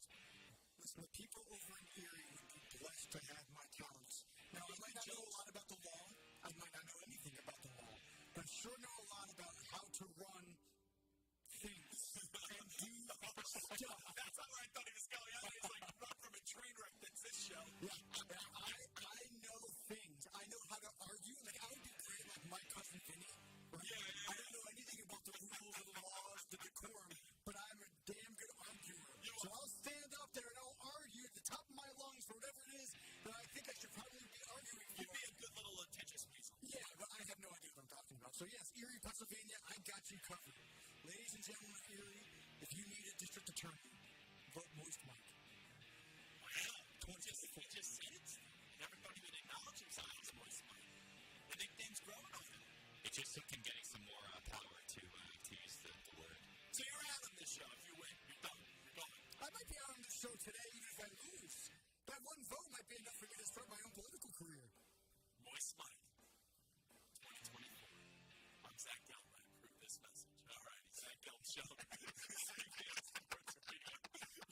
know what we got to do? We got to get Paul Turner, the big voice guy, to just make Moist Mike political campaigns. And come up with a few by the end of the week, or maybe by tomorrow. I need the big voice guy. And Paul Turner at CBS Sports Radio just give us some crazy political campaigns for Moist Mike Samter. As maybe we'll delay. We'll petition. We will not accept the results of this election going on right now. And we will delay the Erie general election to see if we can stuff some more ballots for the great Moist Mike. I don't know if he had the power to do that, but probably not. But who knows? I don't get very political. Gelb Show on CBS Sports Radio. James Bradbury from the 8-1 Philadelphia Eagles will join us next. When you need auto parts, O'ReillyAuto.com is just a click away. They offer convenient options for you to get your parts quickly. Order online at O'ReillyAuto.com and then pick up for free at your local O'Reilly Auto Parts store. You can also have your parts delivered right to your door with free shipping on most orders over $35. Get your order fast with O'Reilly Auto Parts. Visit O'ReillyAuto.com today. Get the parts and service you need fast from the professional parts people at O'Reilly Auto Parts. Happy 62nd birthday, Granddad. Thanks, sweetheart. I got you this. Oh, good. What does it say? Beware. If you are 60 or older, you may be at increased risk of serious consequences from RSV, respiratory syncytial virus, compared to adults younger than 60. Not all dangers come with warning labels. Talk to your pharmacist or doctor about getting vaccinated against RSV today. RSV vaccines, including Pfizer's, are available. Learn more at bewareRSV.com. Brought to you by Pfizer. Paid for by Christian Care Ministry. So right now may be the perfect time for you to rethink how you pay for health care. And here's why. Not only is it open enrollment for a lot of people, it's also a time you can join Medishare and save even more than usual. For many families, switching to Medishare saves about $500 a month, which is a game changer for a lot of people. But what's more, they like it. Medishare has double the member satisfaction rate compared to health insurance. Double. Medishare is a proven thing, too. For over 30 years, it's a Christian community of more than 400,000 members. And here's the thing, too. If you join before November 15th and you mention the promo code SHARE, you'll get another $150 savings. So I'll give you the number here in a second, but just call. You'll get a price within 2 minutes. And again, the deadline is November 15th. So call now and you'll save even more. Here's the number, 855-51-BIBLE. It's 855-51-BIBLE, 855-51-BIBLE. Woods Equipment Company would like to recognize and salute our veterans and local men and women in uniform. Let's remember them with our thoughts, prayers, and especially letters and packages from home. Our support will keep America strong. This important message is courtesy of Woods Equipment Company at 600 Davidson Street in Nashville, where they feel our area is a great place to live and raise a family. Call Woods Equipment Company at 615-256-5639. Hey Nashville, join Joe Fisher and me, Jonathan Schaefer, for the Mid-State Checkdown High School Football Game of the Week this Friday. Our matchup is a Division II AAA state quarterfinal game with MBA at Ensworth. Pre-game coverage starts at 6:45. Last Friday, our Mid-State Checkdown High School Football Player of the Week, presented by Jackson Boone Racing, was Braden Graham, quarterback at Riverdale High School. Graham completed 24 of 33 passing for 373 yards and 4 touchdowns. We got to prepare. I got to get in the film room, start studying Cookeville. A great football team, beat Siegel. Everyone's bought in. We got to, clean up the little things, but I know everyone's super, dialed in for this next game. So I'm pumped about it, though. We just got to keep moving forward. Riverdale defeated Green Hill 50-13 and advanced to the Class 6A state second round and will host Cookeville this Friday. Join us for NBA at Ensworth, the Mid-State Checkdown High School Football Game of the Week, powered by Jody Jones Dentistry, exclusively on WNSR, Nashville Sports Radio. I've got a unique vacation idea for you that's right here in the United States. If you're ready for a vacation that's fun and downright affordable, listen up. It's driving distance for many of you, so no planes, no airline delays, no hassles. It's Branson, Missouri, the entertainment capital of the Midwest. Live music for everyone. Branson has 3 beautiful, enormous lakes, water attractions, live shows, great food, and tons of entertainment. It's a perfect vacation for you and your family, or if you're retired and you want to have a great time. And you can stay in Branson for as low as $99 a night. Please understand, this is not a timeshare offer. It's a real vacation.